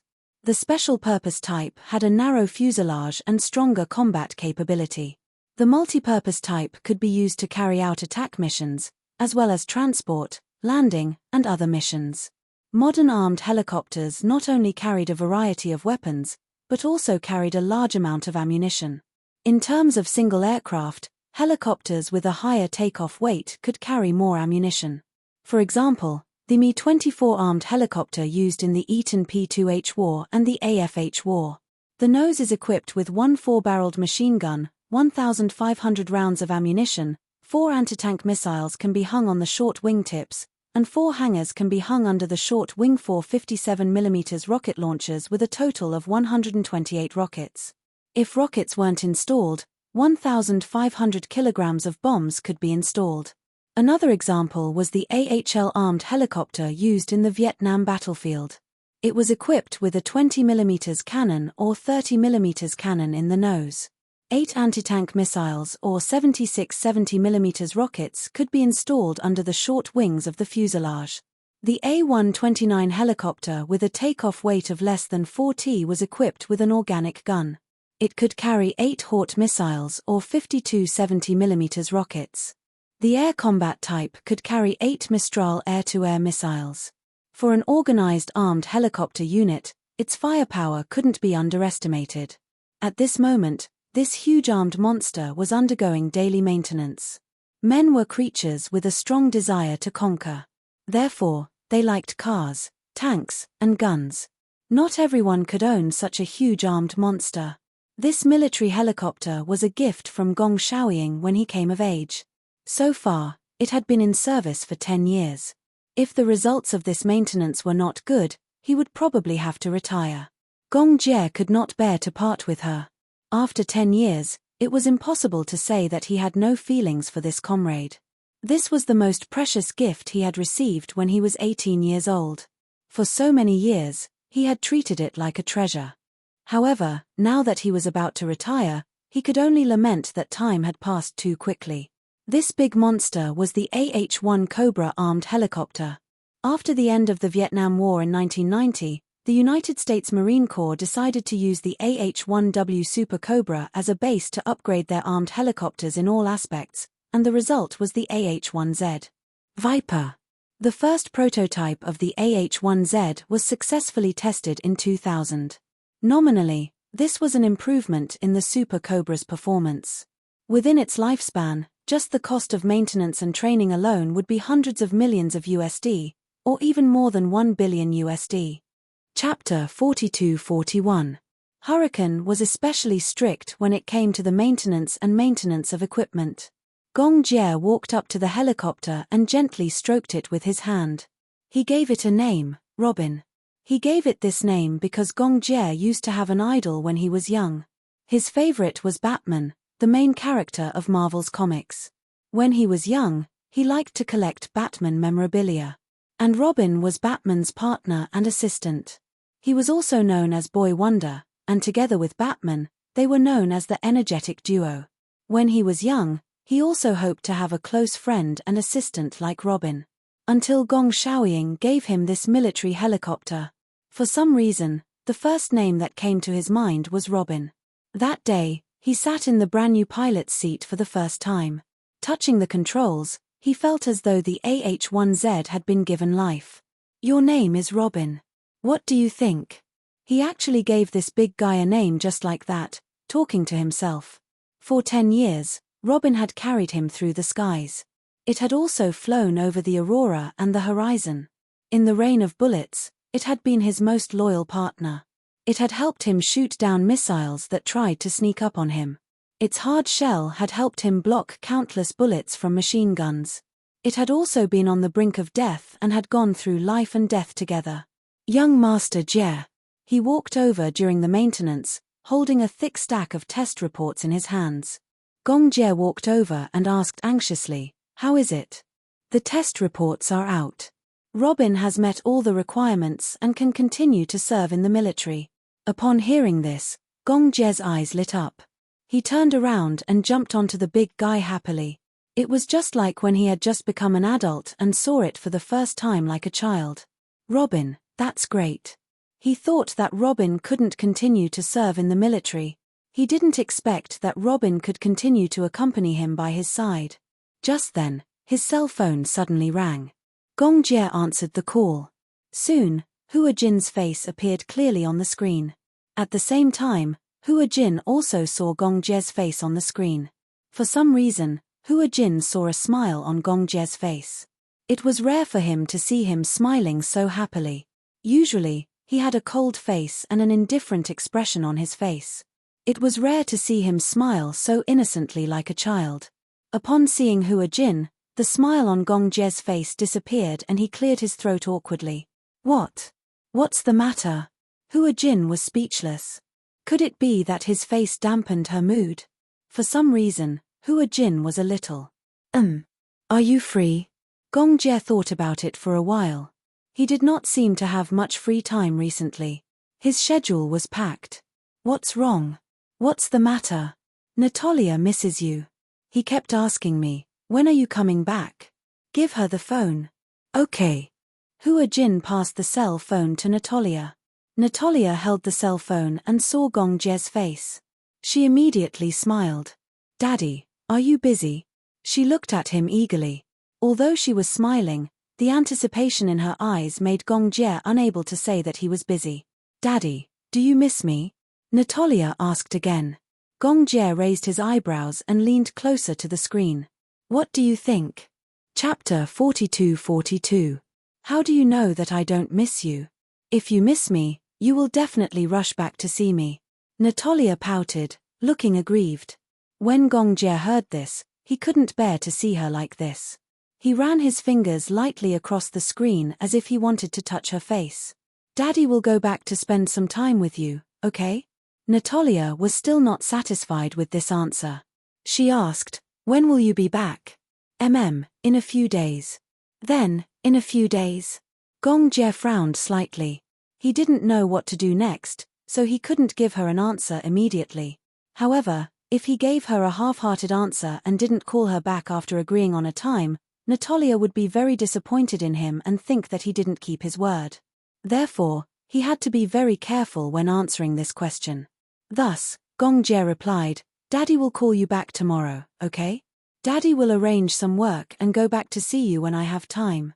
If Daddy is really busy, you don't have to come back to see me. Natalia was a little embarrassed. She could tell that Gongjie was really busy. Although she missed him, she couldn't force him. Natalia was very sensible, well-behaved, and considerate. She didn't like to force people. Seeing this, Gongjie's heart softened even more. Good girl. I promised to make time to go back to see you, so I will definitely do it. However, I don't know what to do next. Why don't you pass the phone to Uncle? I will tell him something. Okay. Natalia reluctantly passed the phone to Hua Jin. Hua Jin took the phone and walked to the side. Before Gongjie could speak, he lowered his voice and said to him, Did Alice tell you? What did she say? It's about Natalia. Natalia. During this time, Alice hadn't contacted him. Who was Natalia?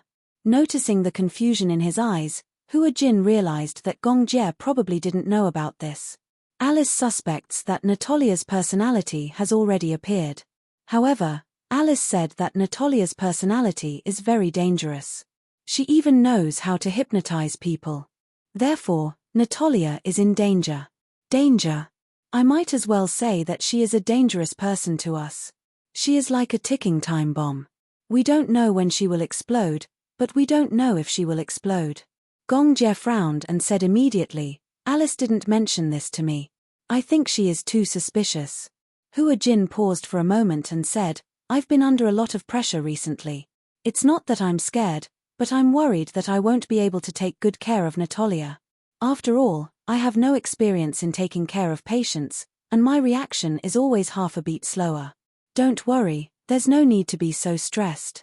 Just pay more attention to her condition. I believe that with Alice around, the situation won't get out of control. I will arrange my work as soon as possible and try to return to China as soon as possible. Because Alice was by Natalia's side, Gongjie wasn't very worried at first. However, when he heard Hua Jin's words, he realized that things might not be so simple. Chapter 42-43. Hua Jin nodded. For some reason, when Gongjie promised that he would arrange it as soon as possible and return to see Natalia, Hua Jin felt inexplicably relieved. The name Gongjie seemed to signify an absolute sense of security and reliability. Hua Jin put away his phone and walked in front of Natalia. Under her expectant gaze, he smiled and said, Daddy will arrange for work as soon as possible and return to accompany you. Are you happy? Natalia was so happy that she stepped on the waves. Uncle Hua Jin, I feel so lucky to have met Daddy and you. Natalia didn't know why, but she felt extremely emotional. She suddenly jumped off the swing, ran in front of him, and gave him a big hug. I love you. Perhaps it was because she grew up in the West, but Natalia knew how to express love. Hua Jin was stunned. He didn't expect Natalia to give him such a warm hug. It seemed to be the first time she hugged him so actively. He was overjoyed. He also squatted down and hugged her tightly. I love you too. Yeah. Natalia blinked and suddenly thought of something. She lowered her voice and asked softly, Then, if I make a mistake, will you and Daddy not want me anymore? How can that be? Hua Jin didn't think much of it. Who doesn't make mistakes? No one is a saint and will never make mistakes. How can we abandon you just because you make a mistake? Natalia's eyes couldn't help but turn red when she heard that. Hua Jin suddenly realized why she asked that. She had lived in an environment with too many uncertain factors since she was young. It wasn't an exaggeration to say that she was homeless. Strictly speaking, Natalia didn't have any real family. At first, when Gongjie said that he wanted to adopt her, she didn't think much of it. She had a feeling that this family wouldn't last for long. She didn't have much confidence in the concept of home and happiness. Therefore, she felt uneasy and cautious. She even deliberately distanced herself from him because she was afraid that once she put her feelings into it, she would be sad once they were separated. Then it's a promise. Natalia carefully extended her pinky. Her eyes sparkled as she moved closer to Hua Jin and pouted. Pinky promise. From now on, we're a family. No matter what, let's never be separated, okay? After spending so much time together, Natalia realized how warm it was to have a family, even though they had been living together peacefully. It was this long-lasting warmth that made Natalia even more dependent on Hua Jin. The more he felt warmth, the more he felt that this warmth was precious and the more he wanted to cherish it. Especially today, after the phone call with Gongjie and learning of her needs, he immediately arranged for work and flew back to accompany her. It made her feel like she was being treasured. Therefore, she also wanted to cherish it and open her heart to let Hua Jin and Gongjie live in her heart. Hua Jin reached out his pinky and gently hooked it with hers. His lips curled into a smile, revealing his pearly white teeth. I promise you. Natalia looked at him and smiled. Chapter 42-44. She was grateful to Hua Jin and Gongjie for giving her such a family, even though such a family seemed to be different from other children's families. Everyone else had a mother and a father. It was a pity that her family didn't seem to be such a combination. Natalia leaned into his embrace and suddenly asked curiously, if I call him Daddy, what should I call you? Uncle. Hua Jin raised his eyebrows. Isn't that what you've always called me? But I want a mommy too. As Natalia said that, she suddenly smiled mischievously. She sized up Hua Jin and said sweetly, how about I call you mommy? No. Hua Jin said awkwardly, I'm a man. How can I call a man mommy? That's how you address a woman. But, you're prettier than most women. Natalia blinked, but her expression was sincere. Hua Jin was speechless. He couldn't deny it. He was indeed prettier than most women. But that's not a reason for you to call me mommy. Haha. Natalia didn't care. She kept calling him mommy. Hua Jin corrected her, but it didn't work. Finally, under Natalia's coaxing and pestering, he nodded. You're not allowed to call me that outside. Then what should I call you? Hua Jin was also confused. That's right. Hua Jin suddenly said, how about you call me Daddy too? After a pause, he felt a little guilty. Are you willing to call me that? I'm willing. But, what if you're both here? Natalia didn't say it clearly, but Hua Jin understood what she meant. She meant that if Hua Jin and Gongjie were both present, wouldn't it be easy to confuse them if they both called him Daddy? How about this? Natalia said, I'll call Gongjie Daddy Jie, and you Daddy Jin? PFFFT. Hua Jin suddenly laughed. It sounded as if he and Gongjie were a couple. It felt weird. In foreign countries, many gays and lesbians formed marriage families, and their adopted children were called that. If outsiders heard it, they would misunderstand that he and Gongjie were a couple.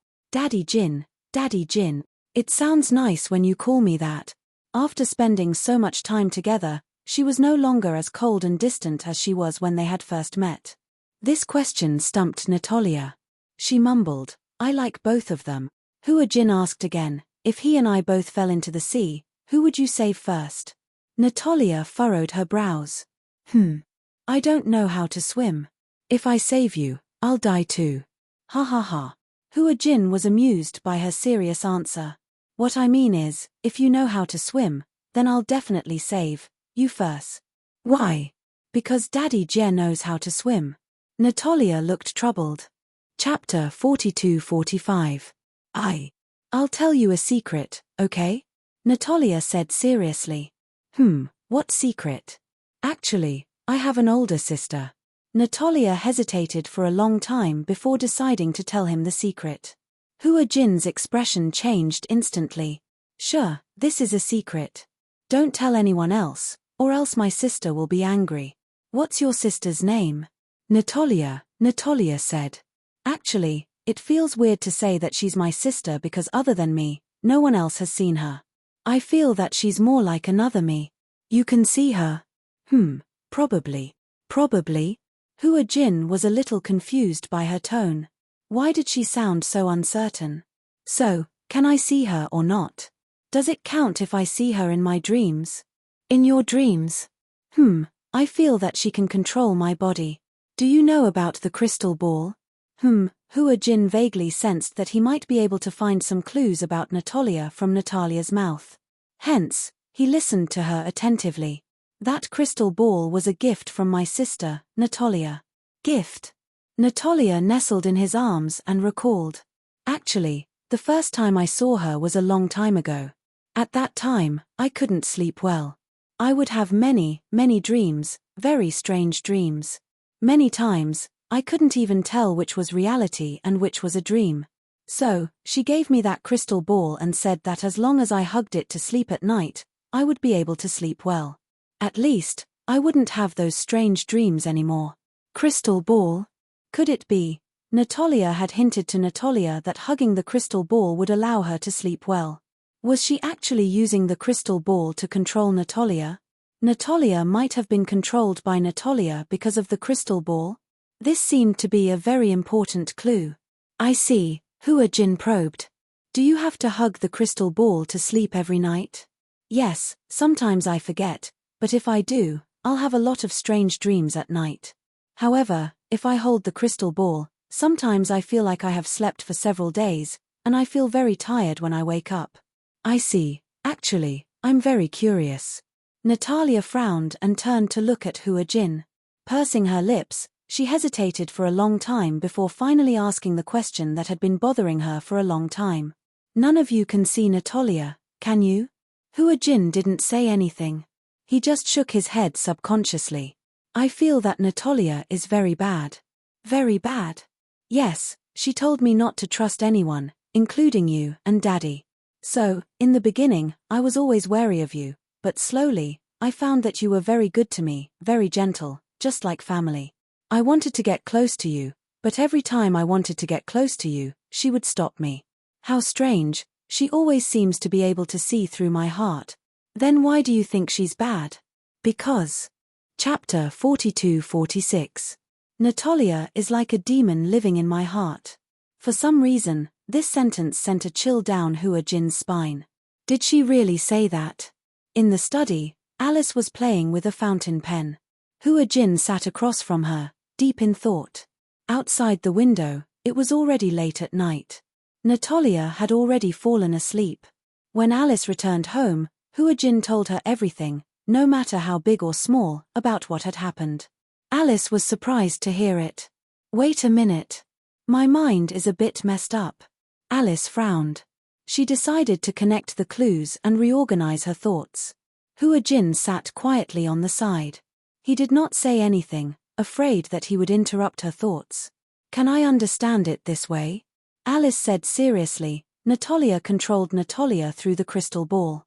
She could even decide when she could control this body and when she could let Natalia control this body. I think so too. But, then, what is Natalia's purpose? Alice could not figure it out when Hua Jin mentioned it. She had been thinking about Natalia's purpose and motive, but she could not figure it out. Hua Jin opened his mouth, wanting to say something, but he did not dare to do so. Alice obviously sensed that he had something to say, so she encouraged him. What do you think? I think my idea might be a bit ridiculous. I'm afraid that you will laugh at me if I say it out loud. Even if it's authoritative science, there are many ridiculous possibilities. In real life, there are too many ridiculous things. Why don't you tell me about it? Maybe it's an important idea. Don't you think that it's suspicious that Professor Romanka allowed us to adopt Natalia so easily? Alice was suddenly stunned when she heard that. A white light flashed across her mind. What do you mean? Since Professor Romanka created Natalia, does he have the ability to control this personality?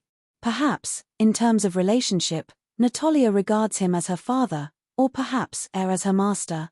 Alice frowned and her eyes suddenly flashed with a sharp light. That's the main point. Then, since there is such a possibility, can Natalia's motive be considered as Romanka's, that he was the one who ordered Natalia to do all this? It's not impossible. Alice rubbed her temples. Hua Jin's words had undoubtedly opened up her mind.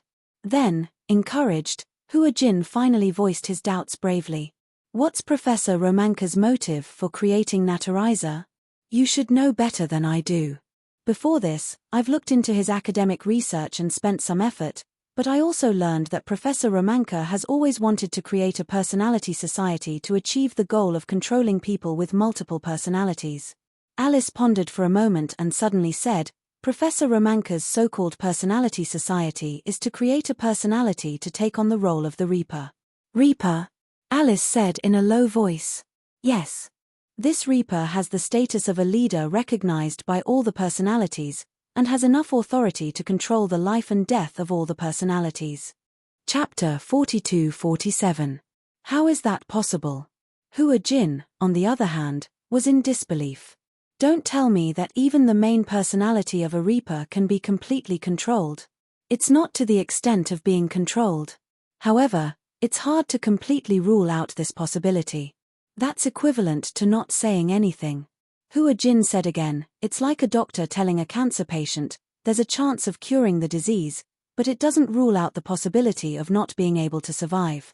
I've already said that even the most authoritative science doesn't have absolute conclusions. In fact, there are still many things in this world that humans haven't explored and understood. The so-called science itself is a known and verified answer.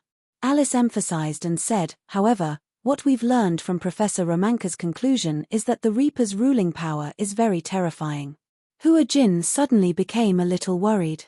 It can't be that the main personality can be killed, right? After a pause, Hua Jin said again, I remember someone said before that the position of the main personality is absolutely not allowed to be challenged. The main personality won't be controlled, let alone killed. Yes, that's it. Alice frowned and suddenly said, but that's only in theory. For example, after many experiments, through electric shocks, and even through many similar experiments, there's a possibility that the other personalities will disappear. There's a more mysterious saying that these personalities are all driven to the land of exile. However, the world of dual personality and multiple personality is very complicated. After all, this kind of symptom is not like a fracture that can be determined through X-rays. It's very difficult for the outside world to find out what the world of these patients is like. You can't enter their mental world, so you can't find out what kind of earth-shaking changes are happening in their bodies. Then, you mean, Professor Romanka and I came up with the idea that the sanctioner couldn't kill the first personality, but in the illusion, the first personality was killed by the sanctioner in the dream. What if the sanctioner knew that he was already dead? The death of self-awareness is like a person in a vegetative state. He thinks he's awake, but he's actually still alive. He's just in a deep sleep, but he doesn't have the consciousness to wake up. Perhaps such a deep sleep is not far from death. Hua Jin was confused, but he finally understood what she meant. It was nothing more than, for example, if the Reaper split from Natalia's body, then in the dream or in the illusion, the Reaper killed the first personality. Then, if the first personality thinks that he's dead and doesn't realize that he's only dead in the dream, then an endless deep sleep is no different from death. Do you know? Alice said seriously, if Gongfan doesn't take the initiative to release Yo-Yo in his consciousness, perhaps, Yo-Yo would still be trapped in the endless seal. Hua Jin could not help sucking in a breath of cold air. Chapter 42-48. Then, let me ask you a question. Hua Jin asked seriously, can both Yo-Yo and Gongfan's personalities be preserved at the same time? Alice was stunned when she heard this. Why do you ask? You said that with Yo-Yo's current body, bearing two personalities is a huge burden. His mental strength can't support it at all. However, whether it's Shusha, Xiaochen, or even Yu Yaro, they all have feelings for Gongfan. Under such circumstances, if Gongfan's personality is erased, it won't be a good ending for anyone. Alice frowned helplessly. This is indeed a tricky matter. However, I've already contacted other experts in this field some time ago. When the time comes, we'll discuss it together. After all, I'm alone. With my ability, There might be many limitations. However, if everyone thinks of a way together, we won't be completely helpless. Okay. Hua Jin stood up and said to Alice, I'll go check on Natalia and see if she's asleep. Okay. Hua Jin went to Natalia's room. At that moment, the wall lamp in the room was still switched off. Natalia was very afraid of the dark. Sometimes, when she couldn't fall asleep, she would sleep with the lights on. Usually, Hua Jin would come to her room to check on her before going to bed. If the lights were still on, he would turn them off. Gradually, Hua Jin realized that she didn't like to turn off the lights. Every day, before going to bed, he would come to check on her. This had also become his habit. As he walked into the room, he was surrounded by warmth. Hua Jin walked to the bed and sat by it for a while. He didn't know why, but when he looked down at Natalia's sleeping face, he unconsciously fell into a trance. Natalia slept very quietly. Her eyes were closed, and her eyelashes were long, thick, and slightly curled. Her fair skin was crystal clear, as if it could be broken by the slightest breeze. Before this, he didn't even think that he would like children so much. He couldn't even imagine what it would be like to get married and have a family. Before this, he didn't even like children very much. He always felt that children were noisy. If he didn't teach them well and raised a naughty child, it would be even more of a headache. Nowadays, there were too many naughty children. Some of them were brought up because their parents didn't discipline them well, while others were brought up because their parents didn't have the time. Hua Jin had been having a headache. This was because he had never had a good family since he was a child. He had been through a lot of hardships growing up, and it was not easy for him to become sensible. He was really worried that he would not be able to give his future children a happy family. This was because he did not have a happy family since he was young. Thus, he did not know what a healthy family was like. Due to an accident, he suddenly became a surrogate father and had a child. In the beginning, he had been caught off guard, but he had gradually gotten used to it. After that, he had completely treated Natalia as his own child, as if she was his own. It was also for this reason that he gradually understood Yoon Shusha's feelings. Perhaps, when they grew up and became parents, they would understand their parents' good intentions. Because of this, he hated his father and mother even more. However, that was the grudges of the previous generation. He didn't want to understand, nor did he want to participate. He only wanted to give Natalia a warm family as much as possible. That was all. Chapter 42-49. He only hoped that Natalia could grow up peacefully like other children and have a normal family. Hua Jin gently reached out and carefully touched her skin. When his fingertips touched her face, he accidentally brushed past her eyelashes. Even though she was asleep, the itchy mark made Natalia shiver. He quickly retracted his hand, afraid that he would wake her up. After making sure that she was fast asleep again, he smiled, lowered his head, and gently pecked her on the forehead. Then, he got up, turned off the lights, and quietly walked out. On the bed, Natalia felt as if she was dreaming and felt the warm goodnight kiss. She couldn't help but curl her lips into a half-smile. At night, Gongfan lay in bed and couldn't fall asleep for a long time. He didn't know why, but he was a little anxious. He looked at the time and saw that it was already very late. He was also very tired, but he didn't dare to sleep. He was afraid that if he fell asleep, he wouldn't be able to wake up again. His anxiety made him even less sleepy. Thus, after a few rounds of tossing and turning, he felt much more refreshed. He sat up a little and leaned against the bed. He turned to look at Xiao Chen and saw that he was already breathing evenly. It was obvious that he was dreaming. Gongfan let out a soft sigh and got out of bed. He shuffled his slippers and put on a jacket. When he passed by the study table, he saw Xiao Chen's earphones and iPod on the table and picked them up. He put on the earphones, walked to the balcony, and turned on the music. The music was paused halfway, so when he pressed the play button, the music started to play. Looking back, you haven't gone far, Yi's gaze will never change. Gongfan was stunned. He didn't expect Xiao Chen to listen to such sad music. The music was alright, but the singing was sad and the lyrics were sad. It couldn't help but stir up one's emotions. Gongfan walked to the swing and sat up gently. He casually kicked it, and the swing started to sway slowly. The night breeze was gentle, and it was a little cold. He straightened his clothes and looked up at the moon in the sky. Indistinctly, he heard a suppressed sobbing sound. Gong Fan was shocked and shouted. He followed the sobbing sound and groped his way over. His footsteps were very light, so even when he walked to the other balcony, the sobbing did not stop because he was discovered. What should I do? Am I being too selfish? When Gong Fan heard Yun Shusha's choked voice, his heart skipped a beat. He stood rooted to the ground, not daring to move. The balcony of the master bedroom was separated by a wall. On the balcony, Yun Shusha leaned against the railing. She lowered her head and held her forehead in frustration. Mu Yaja comforted her tenderly. Don't think too much. If Yo-Yo sees you like this, she will feel even worse. What should I do?